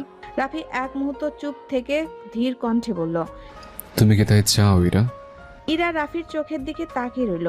তার মনে পড়ল বাবার কথা, পুরনো সুখের দিনের কথা, কিন্তু সেই সঙ্গে মনে পড়ল রাফির লড়াই, তার ভালোবাসা। আমি শুধু শান্তি চাই রাফি। রাফি হালকা হেসে বলল, শক্তি কখনো সহজে আসে না ইরা। যদি অন্য কোথাও গিয়েও যুদ্ধ করতে হয়, তাহলে কেন এই যুদ্ধটা এখানে শেষ করব না? ইরা কিছু বলতে গিয়েও থেমে গেল। বাবুল তখন গম্ভীর গলায় বলল, আমরা লড়াই করব রাফি। রাফি এক মুহূর্তের জন্য চারপাশটা দেখলো, তারপর দৃঢ় কণ্ঠে বলল, হ্যাঁ, লড়াই করব। এটা আমাদের গলি, এটা আমাদের ঘর। সামির যাই করুক, আমরা মাথা নিচু করব না। ইরা রাফির মুখের দিকে তাকিয়ে রইল, তার চোখে উদ্বিগ্ন, কিন্তু কথাও যেন এক ধরনের নির্ভরতা জাগলো। রাফি যদি লড়াই করতে পারে তাহলে সে কেন পিছিয়ে যাবে? আমি তোমার সঙ্গে আছি রাফি। রাফি মৃদু হেসে বলল, তাহলে আমরা লড়বো ইরা, শেষ পর্যন্ত। ইরার মুখে দৃঢ়তা, চোখে অদ্ভুত এক উজ্জ্বলতা। সে হাসল, যেন নিজের ভবিষ্যৎ দেখতে পাচ্ছে। হ্যাঁ রাফি, আমরা এখানেই থাকবো, এই গলিতেই আমাদের ছোট্ট সংসার হবে, আমাদের সন্তানেরা এখানে বড় হবে, আমাদের মতোই এই গলিকে ভালোবাসবে। রাফি হতভম্ব হয়ে তাকিয়ে রইল। তুমি সব কি বলছো ইরা? তার মনে এক ধরনের বিস্ময় কাজ করলো। ইরা তাহলে সত্যি তাকে নিয়ে স্বপ্ন দেখছে। কিছুক্ষণ চুপ থেকে রাফি ফিসফিস করে বলল, আমরা তাহলে বিয়ে করব? ইরা চোখ নামিয়ে নরম স্বরে বলল, আমরা একে অপরকে ভালোবাসি তাই না, তাহলে কেন নয়? রাফির বুক ধক করে উঠল। বাবুল আর শীতল মুখ চাওয়াচাই করলো। চারপাশের পরিবেশ থমথমে, পরিস্থিতির মধ্যেও যেন একটুখানি শান্তির পরশ বয়ে গেল। রাফি ধীরে ধীরে ইরার দিকে এগিয়ে এলো। যদি তুমি সত্যিই চাও, তাহলে আমি সবকিছু হারিয়ে হলেও তোমার সঙ্গে থাকবো। ইরা মৃদু হেসে বলল, আমি চাই রাফি, আমরা একসঙ্গে থাকবো, লড়বো, আর একদিন এই গলির গল্পে আমাদের নাম লেখা থাকবে। রাফি গম্ভীর শ্বাস নিয়ে বলল, তাহলে শুরু হোক আমাদের নতুন গল্প। ইরা মৃদু হেসে দৃঢ় কণ্ঠে বলল, হ্যাঁ রাফি, আমরা কালই বিয়ে করব, দেরি করে লাভ নেই। এই গলি, এই জীবন, সবকিছু যদি আমাদের হয় তাহলে আমাদের সম্পর্ক দৃঢ় হোক। বাবুল হেসে উঠল। বাহ, ইরার সাহস তো দেখার মতো। শীতল মুস্কি হেসে বলল, আমি বলেছিলাম ইরা অন্য মেয়েদের মতো নয়। রাফি গভীরভাবে ইরার চোখের দিকে তাকালো, তারপর ধীরে ধীরে হাসলো। ঠিক আছে ইরা, কালই আমাদের বিয়ে হবে, কোনো বাধা আমাদের থামাতে পারবে না। ইরা স্বস্তির হাসি হাসলো। এই ভালোবাসা, এই গলি, এই লড়াই সবকিছুর মধ্য থেকেও সে তার স্বপ্নের ঘর বাঁধতে চায়। আর রাফি, সে সব ঝড় সামলেও ইরার হাত ধরে রাখতে প্রস্তুত। কোচিং শেষ করে ইরা আর নীলা ক্লান্ত শরীরে বাসায় ফিরছিল। সন্ধ্যার নরম আলো তখনও আকাশে ছড়িয়ে আছে। হাঁটতে হাঁটতে নীলা হঠাৎ বলল, তাহলে ফাইনালি তোর আর রাফির বিয়েটা হচ্ছে। ইরার মুখে হালকা হাসি ফুটলো। হ্যাঁ, কাল। নীলা এক মুহূর্ত চুপ করে থাকলো, তারপর মৃদু হেসে বলল, তাহলে কাল দুজন ভালোবাসার মানুষ এক হচ্ছে। ইরা কোনো কথা বলল না, শুধু আকাশের দিকে চেয়ে রইল। ওদের সামনে লম্বা রাস্তা, ঠিক যেন নতুন জীবনের পথে চলা। তারপর কিছুক্ষণ দুজনেই চুপচাপ হাঁটলো। ক্লান্তি থাকলেও মনটা ছিল হালকা। ইরার মনে বিয়ের আনন্দ, নীলার মনে বন্ধুর সুখ দেখে প্রশান্তি। নীলা হঠাৎ বলল, রাফি তোকে খুব ভালোবাসে জানিস, তোর খুশিতেই ওর খুশি। ইরা হাসলো, জানি, আমিও ওকে খুব ভালোবাসি। নীলা মনের কথা খুলে বলল, তোর মতো বন্ধু সুখে থাকলে আমার মনটাও ভরে যায়, বুঝিস।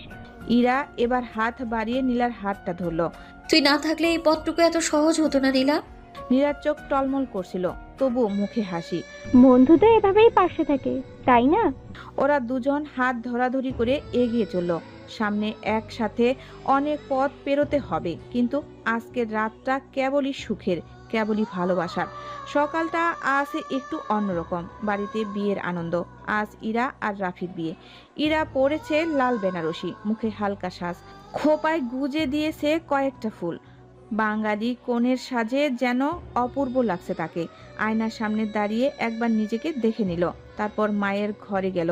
দরজায় গিয়ে বলল, জাহানারা বেগম বিছানায় বসেছিলেন। স্বামীকে হারিয়ে তিনি অনেক দিন ধরেই ভেতরে ভেতরে ভেঙে পড়েছেন। মনটা আর আগের মতো নেই। মেয়ের ডাক শুনে মুখ তুলে তাকালেন। স্লান হাসি ফুটে উঠল। কাপা হাতে ইরার মাথায় হাত বুলিয়ে দিলেন, বললেন কিছুই না, শুধু মনে মনে দোয়া করলেন মেয়ের নতুন জীবন যেন সুখের হয়। চোখের কোণে পানি চলে এলো, কিন্তু সে পানি মুছে ফেললেন চট করে। আজ তো খুশির দিন, কাঁদলে চলবে কেন? ইরাও মায়ের চোখের কোণে জমে থাকা অশ্রু দেখতে পেল। মাকে জড়িয়ে ধরে বলল, মা কাঁদছো কেন? তুমি তো জানো আমি ভালোই থাকবো। রাফি আমায় অনেক ভালোবাসে। জাহানারা বেগম মেয়ের হাত দুটো শক্ত করে ধরে ফেললেন। গলাটা ভারী হয়ে এলো, তবুও বললেন, জানি না, তবু মায়ের মন তো, তুই সুখী হবি, তাই দোয়া করি সব সময়। ইরা মায়ের কোলে মাথা রাখলো, ছোটবেলার মতো, যেন আজও সে সেই ছোট্ট মেয়েটাই। মায়ের হাতের স্পর্শে একটুখানি শান্তি পেল মন। কিছুক্ষণ পর বাইরে থেকে ডাক এলো, ইরা সময় হয়ে গেছে, চলে এসো। ইরা মায়ের হাত ছেড়ে উঠে দাঁড়ালো। চোখের কোণের জল চিকচিক করছিল, তবু মুখে হাসি ধরে রাখলো। মায়ের দিকে শেষবারের মতো তাকিয়ে বলল, মা তুমি নিজের খেয়াল রেখো, আমি খুব শীঘ্রই ফিরে আসবো। জাহানারা বেগম মাথা নাড়ালেন, কিন্তু বুকের ভেতরটা কেমন যেন ফাঁকা ফাঁকা লাগতে শুরু করলো। এই ঘর, এই বাড়ি, সবকিছু আজও যেমন ছিল তেমনই থাকবে, শুধু ইরার হাসি মুখটা আর থাকবে না। তবুও মায়ের মন বলে কথা, সন্তানের সুখেই যে তার সুখ। ইরা দরজার দিকে এগিয়ে গেল, নতুন জীবনের পথে পা বাড়ালো। আর পেছনে দাঁড়িয়ে জাহানারা বেগম দরজার ফাঁক দিয়ে তাকিয়ে রইলেন। চোখের পানি আর আটকাতে পারলেন না, চুপচাপ ঝরতে থাকলো। বাড়ির আঙ্গিনায় গাড়িতে উঠছে ইরা, সবাই হাসছে, আনন্দ করছে, কিন্তু মায়ের চোখে শুধু ইরার ছোটবেলার ছবিগুলো ভাসছে। সেই হাঁটতে শেখা, স্কুলে যাওয়া, খেলতে গিয়ে পড়ে যাওয়া, আর আজ তার বিয়ে। জাহানারা বেগম মনে মনে শুধু বললেন, সুখী হ মা, সারা জীবন সুখে থাকিস। তারপর ধীরে ধীরে ঘরে ফিরে এলেন। খালি ঘরটাকে আজ যেন আরো খালি লাগছিল, তবুও মনটা ভরে ছিল মেয়ের নতুন জীবনের সুখের আশায়। ইরা গাড়িতে উঠবে কাজী অফিসে যাওয়ার জন্য। ঠিক সেই মুহূর্তে গলির মুখে হুইস পড়ে গেল। পুলিশ অফিসার আশরাফুল আলম কিছু লোক নিয়ে একটা খাটিয়া ধরে ঢুকছেন। খাটিয়ার উপর সাদা কাপড়ে ঢাকা একটা মরদেহ। আশেপাশের সবাই ছুটে এসে ভিড় করলো। কে মারা গেল? আশরাফুল আলম ধীরে ধীরে মরদেহের মুখ থেকে কাপড় সরালেন। সবাই স্তব্ধ। ইরার বুক ধক করে উঠল। এ যে নীলা। ক্ষত বিক্ষত মুখটা দেখে সবার গা শিউরে উঠল। নীলার সেই চেহারা, হাসি মুখটা আর নেই। মুখ জুড়ে শুধু যন্ত্রণা আর নির্যাতনের চিহ্ন। আশরাফুল আলম থমথমে গলায় বললেন, নীলাকে ধর্ষণ করে হত্যা করা হয়েছে। চারিদিকে নিস্তব্ধতা নেমে এলো। ইরা হতভম্ব হয়ে তাকিয়ে আছে। আশরাফুল আলম আরেকটু সামনে এগিয়ে এসে বললেন, আর এই কাজটা করেছে রাফি। সুরেই মানুষের ভিড়ের মধ্যে ফিসফিস শুরু হলো। রাফি? সবাই তো তাকে ভালো ছেলে বলেই জানতো। ইরার মনে হাজার প্রশ্ন। ইরা হতভম্ব হয়ে দাঁড়িয়েছিল কিছুক্ষণ। আশরাফুল আলমের কথা কানে বাজছিল। রাফি করেছে। রাফি। মুহূর্তেই ইরার বুকের ভিতর কিছু একটা ছিঁড়ে গেল। সে হঠাৎ চিৎকার করে উঠল, না, মিথ্যা, এটা অসম্ভব। রাফি কিচ্ছু করেনি, করতে পারে না, এটা ষড়যন্ত্র। তার চোখ ফেটে জল আসছে। সে মরদেহের কাছে ছুটে গেল। নীলার নিথর মুখের দিকে তাকিয়ে আর নিজেকে ধরে রাখতে পারল না। কাপা কাপা হাতে নীলার মুখ ছুঁয়ে বলল, নীলা, উঠ না। তার কণ্ঠে আকুতি। বুকের ভেতর থেকে ফুপিয়ে ফেটে পড়ছে কান্না। আমার সখী, তুই উঠ, প্লিজ উঠ। তোর তোর কিছু হয়নি, তুই ঠিক আছিস। কাল রাতেই তো আমরা একসাথে বাড়ি ফিরলাম। কান্নায় গলা বুজে আসে ইরার। তুই উঠে সবাইকে বল রাফি নির্দোষ, ও কিছু করেনি, কেউ কিচ্ছু জানে না। তুই তো জানিস, প্লিজ নীলা, চোখ খোল। এই নীলা, দেখ না, আজ আমার বিয়ে, আমি বউ সেজেছি। তোর বান্ধবীকে দেখবি না তুই? চারপাশে শোকের নীরবতা। বাতাস ভারী হয়ে এসেছে।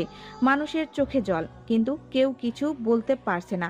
ইরার আহাজারি ছাপিয়ে উঠেছে চারিদিকে। তার কান্নার শব্দে আকাশ যেন ভারী হয়ে উঠল। নীরার নিথর দেহটা ধরে ইরা বসে পড়ল মাটিতে। শুধু বলেই যাচ্ছে, আমার সখী, ওঠ না প্লিজ। আমি তোকে ছাড়া বাঁচবো না, ওঠ না প্লিজ। গলির মাথায় সূর্য ঢলে পড়ছে পশ্চিমে। রক্তবর্ণ আকাশ যেন নীরার রক্তমাখা মুখের প্রতিচ্ছবি হয়ে উঠেছে। আর সেই লালচে আলোয় ভেসে যাচ্ছে ইরার ফেটে যাওয়া বুকের কান্না। নীলাকে ধর্ষণ ও হত্যার দায়ে রাফিকে গ্রেপ্তার করা হলো। ট্রেনটি এক ঝটকায় থেমে গেল। আচমকা ধাক্কায় সবাই চমকে উঠল। ইরা যেন অতীতের কোনো এক গভীর স্মৃতি থেকে বর্তমানের মাটিতে ফিরে এলো। সারা গোপনে শ্বাস ফেলে ফিসফিস করে বলল, এই রাফি কি সত্যি নীলাকে ধর্ষণ করে মেরে ফেলেছে? জানি না তারপর কি হবে, জানা নেই। তবে আমার খুব খারাপ লাগছে, বুকটা মোচড় দিচ্ছে।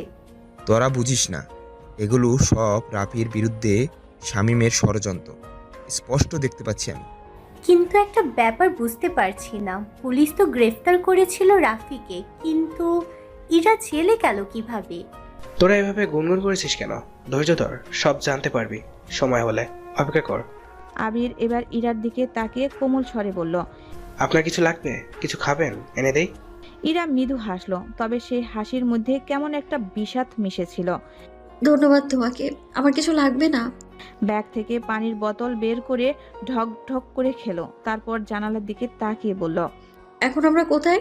মায়াতলি কি এখনো আসেনি? এখন বকুলতলি, পরে স্টেশন মায়াতলি। আর কিছুক্ষণ পরে পৌঁছাবো। ইরা জানালার বাইরে তাকিয়ে দেখলো প্ল্যাটফর্মের এক কিশোর বাদাম বিক্রি করছে। ছেলেটা খুপড়ির মতো একটা ঝুড়ি থেকে বাদাম নিচ্ছে আর চিৎকার করে ডাকছে, বাদাম নেবেন? গরম বাদাম।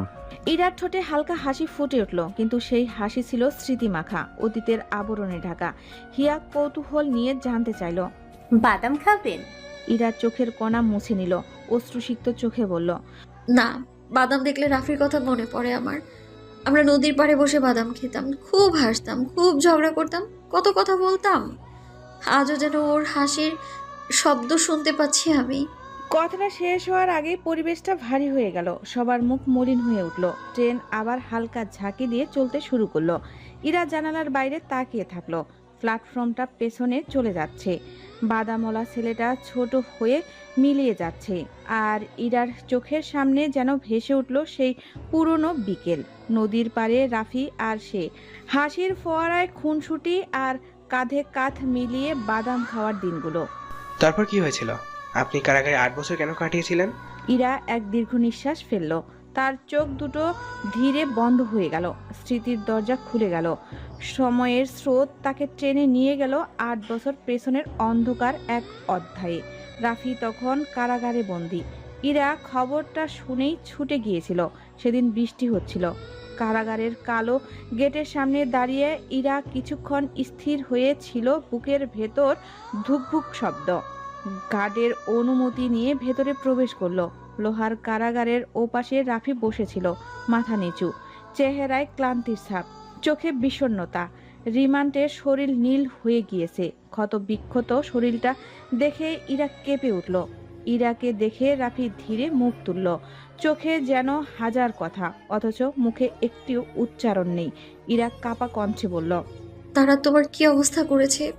আমি ঠিক আছি এরা, আমাকে নিয়ে চিন্তা করো না, তুমি শান্ত থেকো। কিভাবে শান্ত থাকি বলো? আজ আমাদের বিয়ের দিন ছিল, কনের সাজে তোমার কাছে আসছিলাম আমি, অথচ দেখো আমাদের দেখা হলো কারাগারের লোহার শিকের এপাশ আর ওপাশ থেকে। আমাদের সাথে কেন এমন হলো রাফি? এরা, আমাকে বিশ্বাস করো, আমি কিছু করিনি। নীলা আমার ছোট বোনের মতো ছিল, তাকে আঘাত করার কথা আমি কল্পনা করতে পারি না।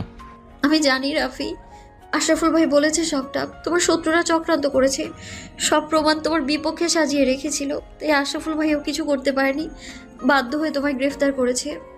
শোনো এরা, তুমি সাবধানে থেকো, তোমার উপর এখনো অনেক দায়িত্ব। গলির মানুষজন তোমার কাছে আমানত, তাদের নিরাপত্তা তোমাকে দিতে হবে। বাবলু আর শীতল সবসময় তোমার পাশে থাকবে, তোমার দেখভাল করবে। ইরা আবার কান্নায় ভেঙে পড়ে বলল, রাফি, পুলিশ বাবলু আর শীতলকেও গ্রেফতার করেছে, জিজ্ঞাসাবাদের জন্য নিয়ে গেছে। রাফির চোখ কঠিন হয়ে উঠল, গলা ভারী হয়ে গেল। ওর অসভ্য এরা, তুমি ভয় পেও না, আমি কথা দিচ্ছি খুব শীঘ্রই আমি অন্ধকার কারাগার থেকে বেরিয়ে আসবো, আমরা আবার একসঙ্গে হব। ইরা শিকল ধরে দাঁড়িয়ে থাকে, চোখের জল পড়তেই থাকে। রাফির শক্ত কণ্ঠস্বর তার মনে একটু আশা আর সাহস ছড়িয়ে দেয়। তাদের ভালোবাসার কাছে সব বাধা একদিন হার মানবেই, এই বিশ্বাস বুকে নিয়ে ইরা ধীরে ধীরে কারাগারের ফটকের দিকে পা বাড়ায়। রাফিকে পরের দিন আদালতে তোলা হলো। তার চোখে ঘুমহীন ক্লান্তি, মনে এক অজানা আশঙ্কা। মাথা নিচু করে হাত করা পড়া অবস্থায় সে যখন আদালতের কক্ষে প্রবেশ করে, সবাই তাকিয়ে থাকে তার দিকে। কেউ তাকে অপরাধী মনে করে ঘৃণা নিয়ে, কেউ বা অনুভূতির দৃষ্টিতে। পুলিশ ইতিমধ্যে মামলার তদন্ত নতুন কিছু তথ্য পেয়েছে। জানা গেছে নিহত নীলা আর ইরা ছিল ঘনিষ্ঠ বান্ধবী। দুজনই একই পাড়ায় থাকতো, একই কোচিংয়ে পড়তে যেত। যে রাতটি ছিল নীলার জীবনের শেষ রাত, সেদিনও তারা দুজনে একসাথে কোচিং শেষে ফিরছিল। তাই এই মামলায় সবচেয়ে গুরুত্বপূর্ণ সাক্ষী হয়ে উঠেছে ইরা। রাফির জীবন মৃত্যুর প্রশ্ন এখন ইরার হাতে। তার কথাই নির্ধারণ করবে রাফি নির্দোষ প্রমাণিত হবে নাকি শাস্তির ভারে চিরতরে হারিয়ে যাবে তার জীবন। রাফি এক পলক তাকায় ইরার দিকে, সেই চেনা মুখ যার সঙ্গে এত হাসি কান্না ভাগাভাগি করেছে, আর সেই মুখটাই তার ভাগ্য নির্ধারণ করবে। ইরা জানে তার বলা প্রতিটি শব্দ রাফির ভবিষ্যৎ পাল্টে দিতে পারে। তার বুক কাঁপছে, হাত কাঁপছে, কিন্তু মুখ শক্ত। সত্যের ভার তার হৃদয়ে, সেই ভার সে আজ কিভাবে বইবে তা সে নিজেও জানে না।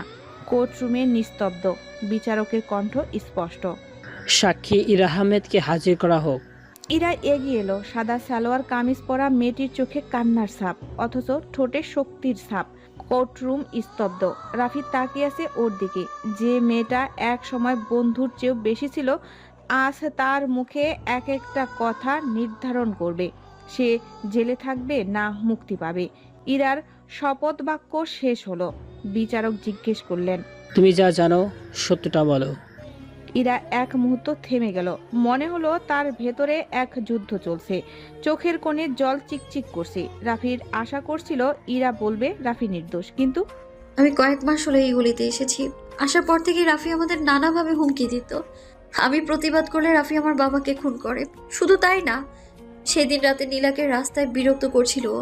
আমরা কোচিং থেকে ফিরছিলাম, রাফি পিছু নিয়েছিল আমাদের, তাই আমি দ্রুত বাসার ভেতর চলে যাই। ওই নীলাকে ধর্ষণ করে হত্যা করে। সারা কোর্টরুমে যেন বোমা ফাটলো। কেউ বিশ্বাস করতে পারছে না রাফি তো নির্বাক। এরা, তুমি? তার কণ্ঠ স্তব্ধ, যেন বুকের ভেতরে কাঁচ ভেঙে পড়ল। রাফি জানে ইরা মিথ্যা বলছে, কিন্তু কেন এমন করলো সে? তার চোখে শুধু ইরার সেই হাসি মুখটা ঘুরে ফিরে আসছে। কত সুখ দুঃখ তারা ভাগাভাগি করেছে। সেই ইরা আজ তার জীবনের সবচেয়ে বড় শত্রু হয়ে দাঁড়িয়েছে। ইরার গলা কাঁপছিল, চোখে পানি, কিন্তু সে জানে এই মিথ্যা তার জন্য দরকার। সে জানে তার বাবার মৃত্যু, তার মায়ের নিরাপত্তা, সব মিলিয়ে সে আজ একটা কঠিন সিদ্ধান্ত নিয়েছে। কিন্তু এই মিথ্যা কি সত্যি তার শান্তি দেবে? রাফি ভেতরে ভেতরে ভেঙে পড়েছে, আর ইরার বুকেও চাপা কান্না। দুটা মন ভেঙে চুরমার হয়ে গেল। একটা বিশ্বাসঘাতকতা, একটা নিরপরাধ জীবন, আর একটা ভেঙে পড়া ভালোবাসা। এই আদালত কক্ষে বাতাসে ভেসে রইল। আদালত কক্ষে নীরবতা, বাতাস যেন থমকে আছে। সবাই অপেক্ষা করছে সেই চূড়ান্ত মুহূর্তের, যে রায়ে বদলে যাবে একটা মানুষের ভাগ্য, একটি জীবন নিভে যাবে। কাঠগড়ায় দাঁড়িয়ে রাফি, হাত পা ঠান্ডা হয়ে আসছে তার, চোখ দুটো লালচে, ক্লান্ত, কিন্তু তবুও কোথাও একটা আশার রেখা ছিল। হয়তো সে মুহূর্তে কিছু বদলে যাবে। বিচারক চেয়ার ছেড়ে একটু সামনে ঝুঁকে এলেন, কাগজের ফাইল উল্টে গম্ভীর কণ্ঠে বললেন, সব সাক্ষী প্রমাণের ভিত্তিতে দেখা যাচ্ছে আসামি রাফির বিরুদ্ধে আনিত অভিযোগ প্রমাণিত। নারীদের ইফটিজিং, হুমকি, আহমেদ সাহেবকে গুলি করে হত্যা এবং সবশেষ নীলা নামে নিরীহ মেয়েটিকে ধর্ষণ ও হত্যার দায়ে দোষী সাব্যস্ত করা হলো। আদালত আসামি রাফিকে মৃত্যুদণ্ড, ফাঁসির আদেশ প্রদান করছে। গভীর নীরবতা, কোর্টরুম যেন স্তব্ধ। তারপর হঠাৎ এক চাপা কান্নার আওয়াজ। নীলার মা চোখ মুছছেন, কিন্তু তার বিশ্বাস হচ্ছে না রাফি এটা করেছে। কেউ কেউ ফিসফিস করে বলছে এই সম্ভব, রাফি এমন না। তবে ইরা যখন বলছে তাহলে সত্যি হতে পারে। আর রাফি, সে যেন পাথর হয়ে গেছে, চোখ দুটো ফাঁকা, মুখ থেকে কোনো কথা বের হচ্ছে না। মাথার ভেতর কেবল বাসছে ফাঁসি ফাঁসি, তাকে নিয়ে যাওয়া হচ্ছে। হাত করা পরানো অবস্থায় সে একবার পেছনে তাকালো। ইরা দাঁড়িয়ে, তার চোখেও অশ্রু, কিন্তু মুখটা শক্ত। রাফি তাকিয়ে থাকে কিছুক্ষণ, সেই চোখের ভাষা যেন বলছে, ইরা, তুই আমাকে মেরে ফেললি। কিছুক্ষণ অশ্রুসিক্ত চোখে তাকিয়ে রাফি বলল, নারী তুমি মায়াবতী রূপে এক চরণাময়ী।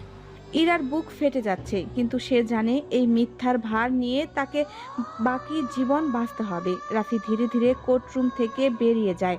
দরজাটা বন্ধ হয়। রাফির জীবন শেষ, আর ইরার বুকের মধ্যে শুরু হলো এক আজীবন পুড়ে মরার শাস্তি। রাফিকে যখন কারাগারের অন্ধকারে নিয়ে যাওয়া হয়, তখন তার চোখের সামনে ভেসে উঠছিল ইরার সেই মুখ, যে মুখে এক সময় ভালোবাসার ছায়া ছিল, আজ সেখানে ছলনার রং লেগে আছে। রাফি নিজের মনে বিড়বিড় করে বলল, নারী তুমি মায়াবতী রূপে এক চরণাময়ী। তারপর দীর্ঘশ্বাস ছেড়ে দেয়, কিন্তু সেই দীর্ঘশ্বাস অভিশাপ ছিল না, ছিল গভীর এক আক্ষেপ। অন্যদিকে ইরা ক্লান্ত শরীর নিয়ে বিছানায় শুয়ে আছে, চোখের পাতায় এক মুহূর্তের জন্য বন্ধ হয় না রাফির সেই শেষ দৃষ্টি, সেই শেষ কথা, ইরা তুমি আমার জীবনটা নিলে। এই কথাগুলো বারবার তার কানে বাজতে থাকে, বালিশ ভিজে যায় অশ্রুতে। সে জানে আদালতে সে যা বলেছে তার সবটাই সত্য ছিল না, কিন্তু আজ সত্য মিথ্যার সেই ফাঁদে সে নিজেই বন্দী। ইরা ছটফট করছিল সারাদিন, মনের মধ্যে অস্থিরতা, বিষণ্ণতা আর অপরাধবোধ একসাথে তাড়া দিচ্ছিল। যতই রাত গভীর হচ্ছে, তার বুকের ভেতরটা ততই হাহাকার করে উঠছে। রাফির সাথে আর একবার দেখা না করলে যেন শ্বাস নিতে পারবে না। ইরা অনেক বাধা বিপত্তি পেরিয়ে অবশেষে পৌঁছালো কারাগারের গেটে। রাত গভীর, চারপাশ নিস্তব্ধ। আশরাফুল আলম অনেক অনুরোধের পর শেষবারের মতো দেখা করার অনুমতি আদায় করেছেন। জেলখানার কঠিন গেটটা খুলে ওকে ভেতরে নেওয়া হলো। চারপাশের অন্ধকার আর নিস্তব্ধতায় যেন ইরার বুকের মধ্যে একটা পাথর চাপা দিয়ে রেখেছে।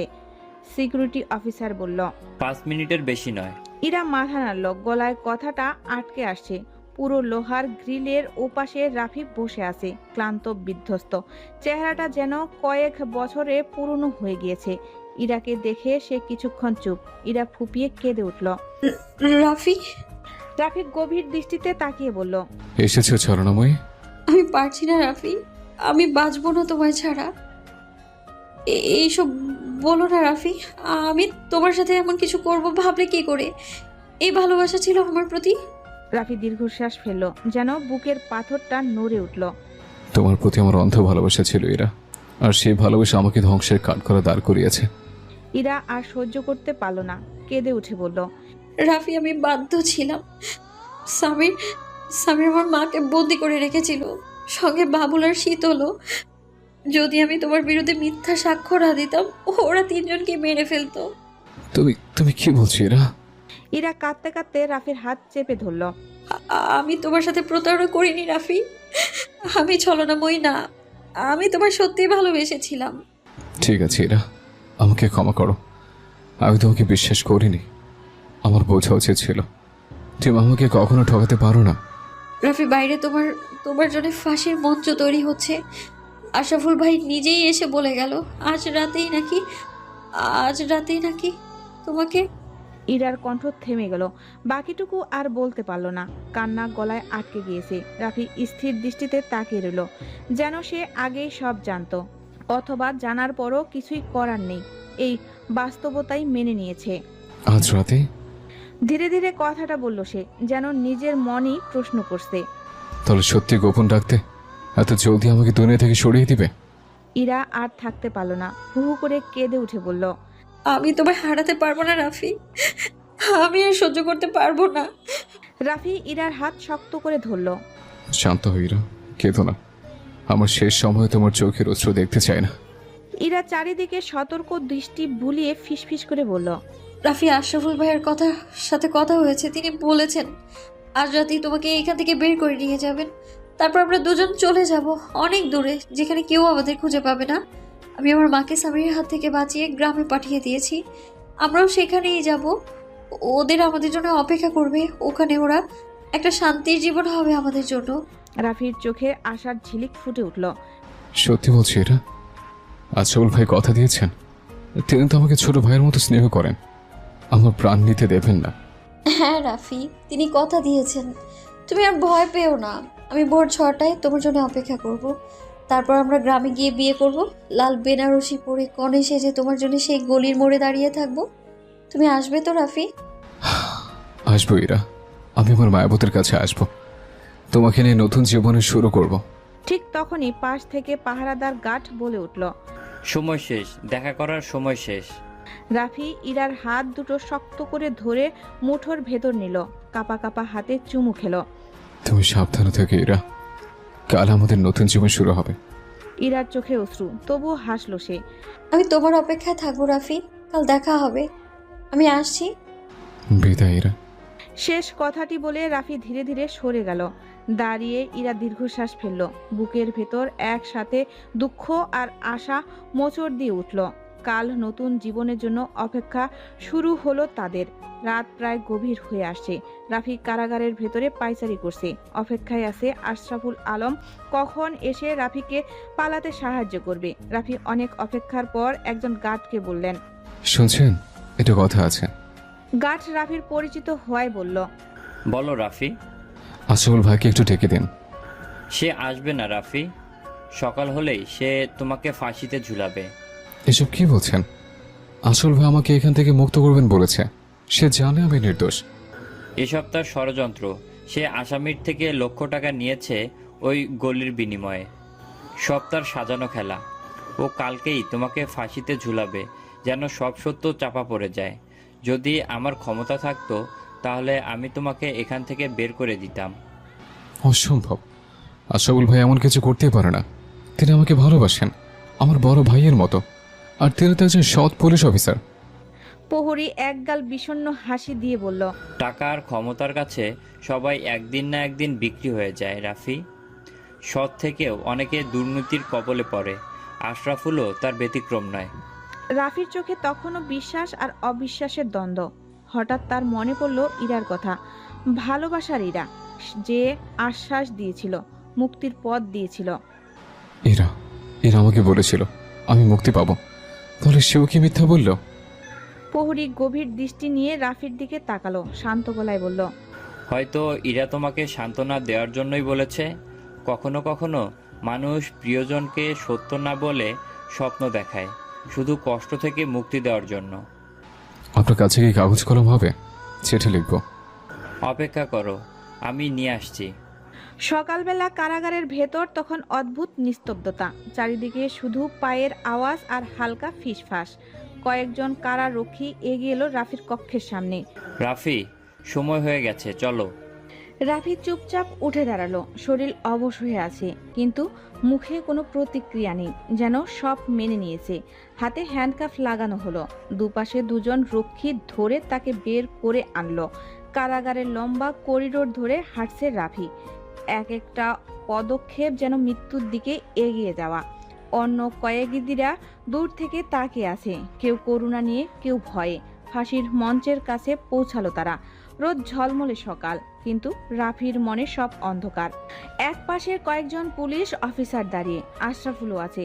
চোখাচোখি হলো। আশরাফুল ঠান্ডা মুখে তাকিয়ে আছে, যেন কিছুই জানে না। রাফি আর কিছু ভাবতে পারল না। তাকে কাঠের মঞ্চে দাঁড় করানো হলো, কালো কাপড়ে মুখ ঢেকে। গলায় ফাঁসির দড়ি পরিয়ে দিল একজন কর্মচারী। হাত পা বাঁধা। মুহূর্তের জন্য রাফির মনে পড়ল তার পরিবার, ইরা, নিজের নির্দোষ জীবন। চোখ দুটো ছলছল করে উঠল, কিন্তু কান্না আসলো না। ম্যাজিস্ট্রেট হাত দিয়ে ইশারা করলেন। ফাঁসির কর্মচারী লিভার টানলেন। রাফির পা নিচের কাঠের তক্তা থেকে সরে গেল। শরীরটা ঝুলে পড়ল। মুহূর্তেই নিস্তব্ধতা। চারপাশের মানুষ কয়েক সেকেন্ড চুপ, তারপর ধীরে ধীরে ফিরে গেল যে যার কাজে। রাফি আর নেই। সত্য মাটি চাপা পড়ল। আর এক নিরাপদ মানুষ পৃথিবী থেকে বিদায় নিল। সকাল থেকেই আকাশ ভেঙে পড়ার মতো মুখ ভার করে আছে। কালো মেঘের দল দখল নিয়েছে আকাশ।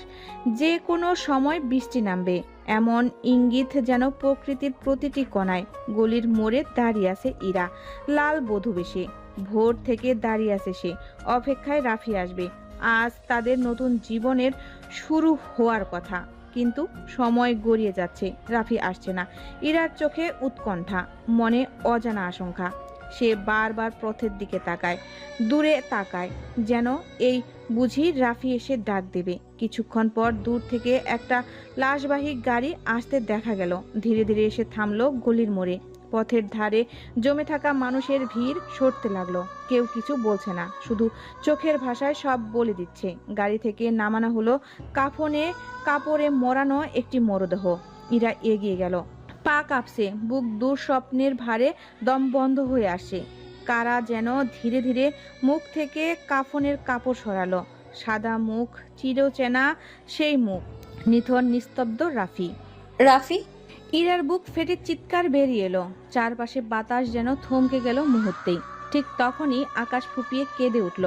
ঝরঝর করে বৃষ্টি নেমে এলো, যেন আকাশও ইরার আর্তনাদের সঙ্গী হলো। ইরা বসে পড়ল রাফির নিথর দেহের পাশে, হাত ধরে ফিসফিস করে বলল, তুমি তো কথা দিয়েছিলে, তুমি তো বলেছিলে তুমি ফিরবে। হাত বাড়িয়ে ছুতে চাইল তার ঠোঁট, তার চোখ, তার মুখ। যে স্পর্শ একদিন জীবনের স্বপ্ন বুনিয়েছিল, আজ তার নিস্তব্ধ, শীতল। ফুপিয়ে উঠে বলল, তুমি এইভাবে চলে যেতে পারো না রাফি। আমায় একা ফেলে যেতে পারো না তুমি। তো তুমি কথা দিয়েছিলে আসবে। আমি তো ভোর থেকে তোমার অপেক্ষায় ছিলাম। বলে এইভাবে কেন এলে? এইভাবে কেন?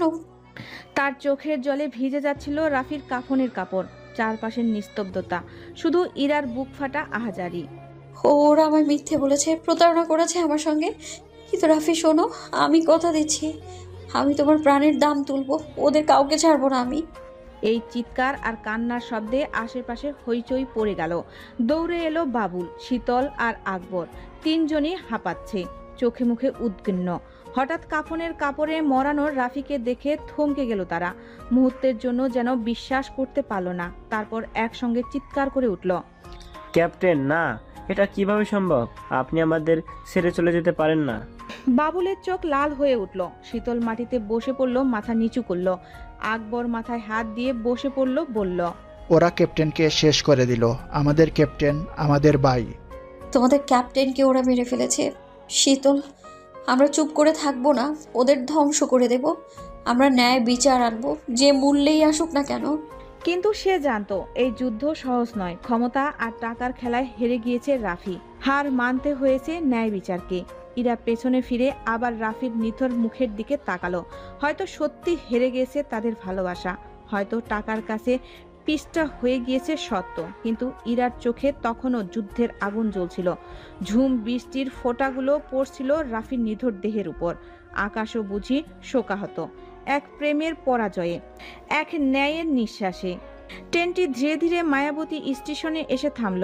জানালার ওপারে বিকেলের সোনালি আভা ছড়িয়ে পড়েছে। ইরা যেন হঠাৎ বাস্তবে ফিরে এলো। অতীতের স্মৃতির পাতায় ডুবেছিল এতক্ষণ, একটা দীর্ঘ যাত্রার মতো। স্টেশনের কোলাহল, ফিরিওয়ালার ডাক, মানুষের ব্যস্ত পথ চলার সবকিছু মিলিয়ে তাকে বর্তমানে টেনে আনলো। অতীতের সেই ঝাপসা ছবি মুছে যেতে লাগলো ধীরে ধীরে। ইরা এক দীর্ঘ নিঃশ্বাস ফেলল, যেন বুকের ভেতর জমে থাকা ভার হালকা হলো। জীবনের গতি আবার চলতে শুরু করলো। ট্রেন থেকে নেমে ইরা প্ল্যাটফর্মে পা রাখলো। আবির, হিমু, সারা সবার চোখে এখনো অশ্রু টলমল করছে। আর হিয়া তো ভেঙে পড়েছে, কেঁদেই চলেছে। কাঁদতে কাঁদতে সে অস্পষ্ট সুরে বলল, এটা কি হলো? কেন রাফিকে ফাঁসি দিল? সে তো নির্দোষ ছিল। ইরা থমকে দাঁড়ালো, কিছুক্ষণ চুপ থেকে সবার মুখের দিকে তাকালো। তার চোখেও যেন এক টুকরো বিষাদ খেলা করছিল, কিন্তু সে চোখের ভাষা আড়াল করলো। মৃদু হাসির আড়ালে কষ্ট চেপে রেখে বলল, আমার গন্তব্যে পৌঁছে গেছি, আমার যেতে হবে। তোমরা খুব ভালো আর মেধাবী, তোমাদের ভবিষ্যৎ সুন্দর হোক এই কামনাই করি। ইরার কণ্ঠের দৃঢ়তা, কিন্তু কথাও যেন ব্যথার সুর বাজছিল। আবির চট করে বলে উঠল, আপনি চলে যাচ্ছেন? আমরা তো এখনো আপনার পুরো ঘটনাই শুনতে পারলাম না। ইরার চোখ নামিয়ে নিল, একটু থেমে নিঃশ্বাস নিল গভীর করে, তারপর বলল, আমার ঘটনা জানার দরকার নেই, কিছু কাহিনী অজানাই থাক, তাই ভালো। এই বলে সে এগিয়ে গেল প্ল্যাটফর্মের দিকে। শূন্য চোখের সামনের পথের দিকে তাকিয়ে হাঁটতে লাগলো। কিন্তু পেছনে আবির, হিমু, সারা, হিয়া তারা কেউই থেমে থাকলো না। তারাও ইরার পিছু নিল। তাদের মনে একটাই প্রশ্ন, পুরো সত্যিটা কি? এই গল্পের শেষটা জানতে হবে। যে সত্য চাপা পড়ে আছে সেটা জেনেই ফিরতে হবে। ইরা প্ল্যাটফর্ম পেরিয়ে ধীরে ধীরে মায়াবতী সরু মেঠো পথ ধরে এগোতে লাগলো। বিকেলের আলো তখন ফিকে হয়ে সন্ধ্যার ছায়া ঘনাচ্ছে। রাস্তার দুপাশে ধানের ক্ষেত, বাতাস দুলে উঠছে। পাখিদের ঘরে ফেরার ডাক শোনা যাচ্ছে দূর থেকে। ইরার চোখে ক্লান্তি, মনে এক চাপা ভার। গ্রামের পথ পার হয়ে সে ঢুকে পড়ল একটা বনের ভেতর। চারপাশে গাছের ঝোপঝাপ, ঝিঝি পোকার শব্দে পরিবেশটা একটু গা ছমছমে লাগছিল। ইরা তবু থামলো না। সে জানে কোথায় যেতে হবে। পায়ের চাপে শুকনো পাতার মরমর শব্দ তুলে সে এগিয়ে চলল। অবশেষে ঘন বন ছেড়ে একটা পরিত্যক্ত বাড়ির সামনে এসে থামলো ইরা। ভাঙ্গাচোরা দেওয়াল, জানালার কাচ নেই, দরজাটা আধ ভাঙ্গা। বাড়ির উঠোনের পাশে ছোট্ট একটা পারিবারিক কবরস্থান। ইরা ধীরে ধীরে সেখানে গিয়ে দাঁড়ালো। চোখ চলে গেল ঠিক সামনের কবরটার দিকে। কবরের ফলকে খোদাই করা নাম রাফি। ইরা চুপচাপ দাঁড়িয়ে রইল। নিস্তব্ধতা তাকে ঘিরে ধরল। পাশে আরো 2-3টা কবর, পুরনো, হয়তো এই বাড়ির পরিবারের সদস্যের কবর। ইরা কবরটার সামনে হাঁটু গেড়ে বসে পড়ল। হাত বুলিয়ে দিল মাটির উপর। গলা শুকিয়ে আসছে, চোখের কোণ ভিজে উঠল। অশ্রু জল চোখ ফিস ফিস করে বলল, আমি এসেছি রাফি তোমার কাছে, আমার ভালোবাসার কাছে। এখন থেকে এটাই আমার জায়গা। আবির, হিমুরা কাছে এসে দাঁড়ালো। ইরা বলল, তোমরা কি আমার পিছু ছাড়বে না? এই গল্পের শেষটা না জেনে শান্তি পাচ্ছি না। প্লিজ বলুন না, আমরা শুনতে চাই। শোনো তবে। রাফির কবরের দিকে তাকিয়ে অতীতে ফিরে গেল ইরা। পুলিশ অফিসার ইরাকে একটি চিঠি দেয়, যেটা রাফির লেখা শেষ চিঠি। চিঠিতে লেখা, প্রিয় মায়াবতী ইরা, এইটাই আমার সময় আর শেষ চিঠি। যখন এই চিঠি তোমার হাতে পৌঁছাবে তখন আমি আর বেঁচে থাকবো না। তোমার পরিচিত এই রাফি, তোমার ভালোবাসা, সে হয়তো তখন ফাঁসির দড়িতে ঝুলছে, নিশ্চুপ, নিথর। চিরতর শেষ হয়ে যাবে আমার জীবন। তবে মৃত্যু নিশ্চিত জেনে এই বুকের গভীরে একটাই নাম বাজছে, ইরা, শুধু ইরা। তুমি আমার প্রথম ভালোবাসা আর এ জীবনের শেষ আশ্রয়। জানো, তোমার সেই মায়াবী চোখে আমি স্বপ্ন দেখেছিলাম। ভেবেছিলাম একদিন সব ঝড় থেমে যাবে। তুমিও হাত ধরে বলেছিলে, ভয় নেই, সব ঠিক হয়ে যাবে। বিশ্বাস করেছিলাম তোমাকে, কিন্তু তুমি আদালতের কাঠ করে দাঁড়িয়ে যখন তোমার ঠোঁট থেকে বের হলো সেই মিথ্যা, সেদিন আমার বুকের ভেতরটা ভেঙে চুরমার হয়ে গিয়েছিল। আমি জানতাম সেই সাক্ষ্যই আমার মৃত্যুদণ্ডের আদেশ। তবু কেন জানো, তোমার মুখের দিকে তাকিয়ে আমি তখনও তোমাকেই খুঁজছিলাম, আমার সেই মায়াবতী ইরাকে। তারপর তুমি এলে, আমার অন্ধকার কারাগারে একটু আলো নিয়ে এলে। আমি ভাবলাম তুমি বলছি ফিরে পেয়েছো আমাকে, তুমি বলছি আবার ভালোবেসেছ। তুমি হাতটা ধরে বলেছিলে তুমি এখান থেকে মুক্তি পাবে, আমরা একসাথে থাকবো। আমি বিশ্বাস করেছিলাম, শ্বাস নিচ্ছিলাম শুধু তোমার জন্য, কিন্তু সবটাই ছিল ছলনা, তাই তো? তুমি আমার সাথে ছলনা করেছিলে। আমি মুক্তির স্বপ্ন দেখছিলাম, আর তুমি মৃত্যুর ফাঁসিটা গলায় পরিয়ে দিয়েছিলে। কাল সকালে আমাকে ফাঁসি দেওয়া হবে, গলায় দড়ি পড়াবে, পা দুটো হাওয়ায় ঝুলে যাবে, আর জীবন থেকে তোমার রাফি নামের মানুষটা মুছে যাবে। তবুও তোমার নাম আমার ঠোঁটে লেগে থাকবে শেষ নিঃশ্বাস পর্যন্ত। এরা বলো তো, তোমার সে হাসিটা যেটা আমি মায়াবতীর মতো ভালোবেসেছিলাম, ওটা কি কখনো সত্যি ছিল, নাকি সেটাও ছিল ছলনা? যদি কখনো রাতে একলা বসে থাকো, তাহলে আকাশের দিকে তাকিয়ে দেখো। আমি ভালোবাসা হয়ে ঝেঁকিমেকি তারা হয়ে চলবো। তোমার চোখে এক ফোঁটা অশ্রু এলেও জানো, আমি সেই কারণতে সুখ বুঝবো, কারণ আমি তোমায় ভালোবেসেছিলাম, এখনো বাসি, আর মরেও ভালোবাসবো। শেষে একটা কথাই তোমাকে বলার আছে, তোমার চোখের মায়া ছিল আমার প্রতিদিনের অভ্যাস। সে চোখে লুকিয়েছিল ছলনার সর্বনাশ। এতে তোমার ফাঁসির দড়িতে ঝোলা প্রেমিক রাফি। ইরা চিঠিটা পড়তে পড়তে আর নিজেকে ধরে রাখতে পারল না, চোখ বেয়ে অঝোর ধারায় অশ্রু পড়ছে। তার কাঁপা কাঁপা হাত চিঠির সেই শেষ লাইনটায় থেমে রইল, তোমার ফাঁসির দড়িতে ঝোলা প্রেমিক রাফি। সে যেন বিশ্বাসই করতে পারছিল না, তবুও বাস্তব বড় নির্মম। রাফিকে সত্যি ফাঁসি দেওয়া হয়েছে। তার সেই হাসি মাখা মুখ, সেই ভালোবাসায় ভরা চোখ, সবকিছু এখন কেবল স্মৃতি, একটা কবর। আর সেই চিঠি, এই ছিল ইরার আর রাফির সম্পর্কের শেষ ঠিকানা। ইরা কবরের সামনে বসে পড়ল, মাটি ছুঁয়ে কাপা কণ্ঠে বলল, রাফি, ক্ষমা করো, আমি তোমার ছলনাময়ী নই, আমি তোমার মায়াবতী, আমি তোমায় ভালোবাসি, বাসতাম, এখনো বাসি, সারা জীবন ভালোবাসবো আমি তোমায়। রাত গভীর, নিস্তব্ধ চারপাশ। আশরাফুল আলম ক্লান্ত চোখে সোফায় হেলান দিয়ে বসে আছে। হঠাৎ দরজায় শব্দ, ঠক ঠক। তিনি চমকে উঠলেন। দরজা খুলতেই সামনে ইরা, পরনে লাল বেনারসি, চোখ মুখে বিষণ্ণতার ছাপ, হাতে লেগে আছে কবরের মাটি, রাফির কবরের। আশরাফুল হতবম্ব নিষ্পলক তাকিয়ে বললেন, ইরা, তুমি এখানে? আপনার সঙ্গে কিছু কথা আছে। এসো, ভেতরে এসো। দুজন ঘরে ঢুকলো। আশরাফুল দরজা বন্ধ করে দিলেন। ঘর জুড়ে থমথমে নীরবতা।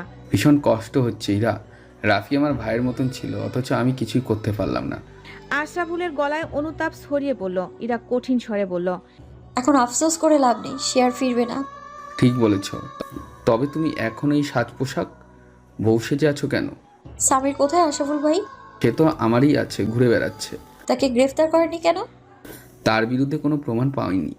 রাফির মতো নির্দোষ ছেলেটার বিরুদ্ধে এত প্রমাণ, অথচ আপনি বলেছিলেন ফাঁসির আগে তাকে মুক্ত করে দেবেন, পালাতে সাহায্য করবেন বলেছিলেন আপনি।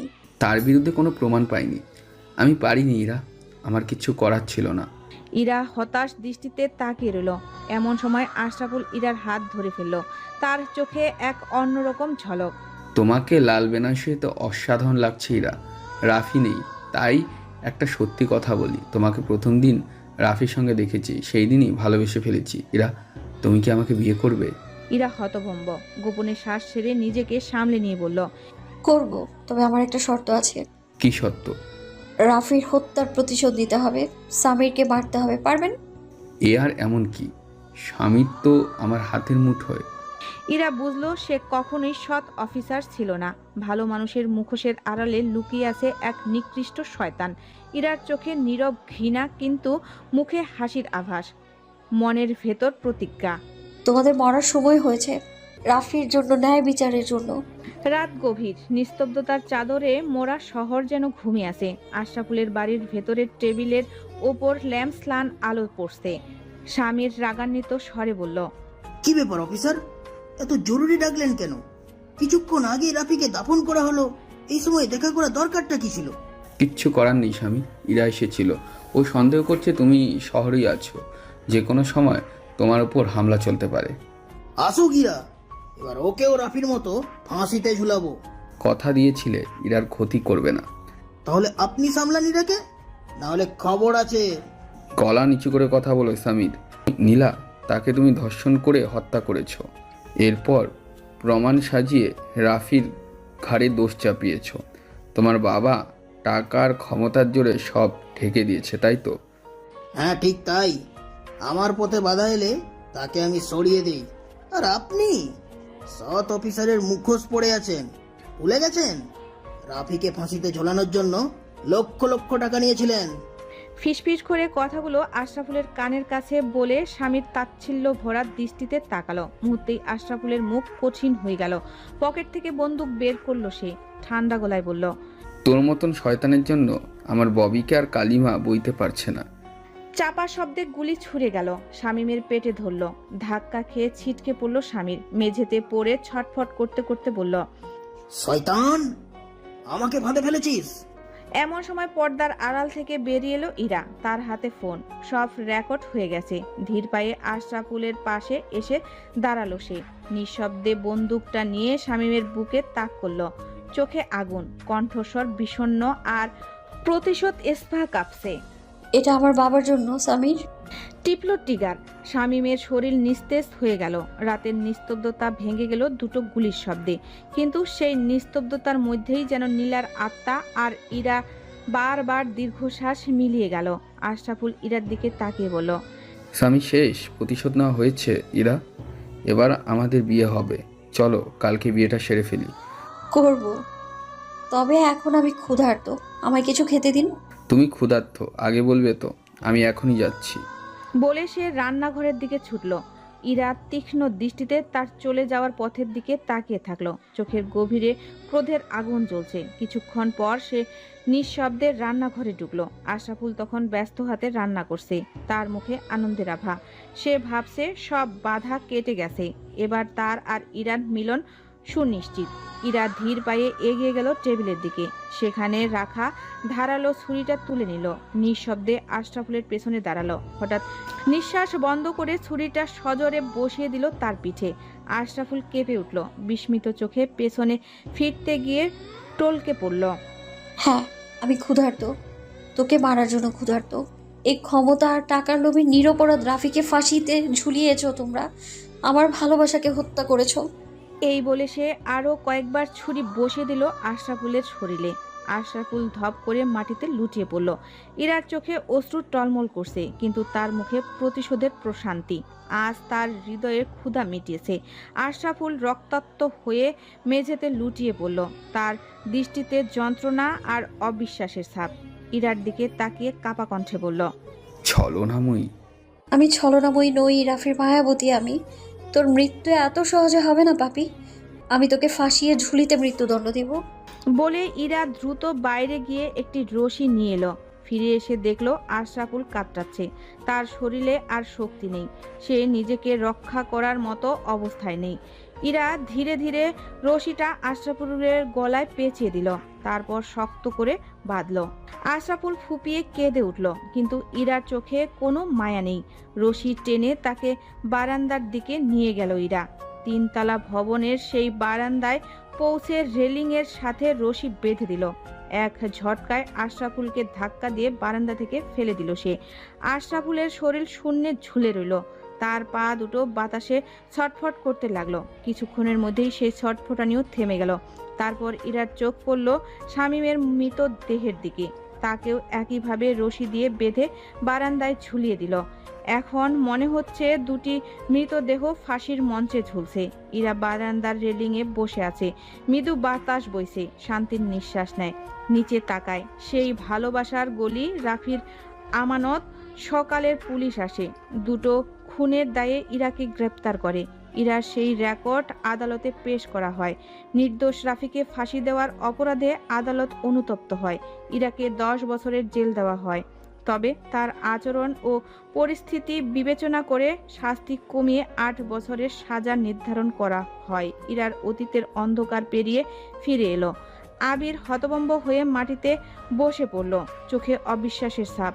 চারপাশ নিস্তব্ধ, শুধু বাতাসে ভাসছিল চাপা কান্নার শব্দ। আবির ধীরে ধীরে ফিসফিস করে বলল, এ এক করুণ প্রেম কাহিনী, ক্ষমতা আর টাকার কাছে হেরে যাওয়া ইরা আর রাফির গল্প। তার কণ্ঠে বেদনা ভারী হয়ে এলো। ইরা কাঁপতে কাঁপতে রাফির কবরের পাশে বসে পড়ল। চোখের জল নীরবে মাটিতে ঝরতে লাগলো। সে 2 হাত বাড়িয়ে কবরের মাটি ছুঁয়ে বলল, ভালোবাসি তোমাকে, আমৃত্যু ভালোবাসি রাফি। চারপাশে শোকের নীরবতা নেমে এলো। কিছুক্ষণ চুপ করে থেকে ইরা সবাইকে জানিয়ে দিল, আমার কবর যেন রাফির পাশেই হয়, মৃত্যুর পর অন্তত ওর কাছেই থাকবো। গোধূলির আলোয় ইরার চোখের জল ঝলমল করছিল, আর হিমশীতল বাতাস যেন তাদের হারিয়ে যাওয়া ভালোবাসার সাক্ষী হয়ে রইল। আমাদের গল্পটি আপনাদের কেমন লাগলো অবশ্যই লাইক কমেন্ট করে জানাবেন। আবার দেখা হচ্ছে নতুন কোনো গল্পে। ভালো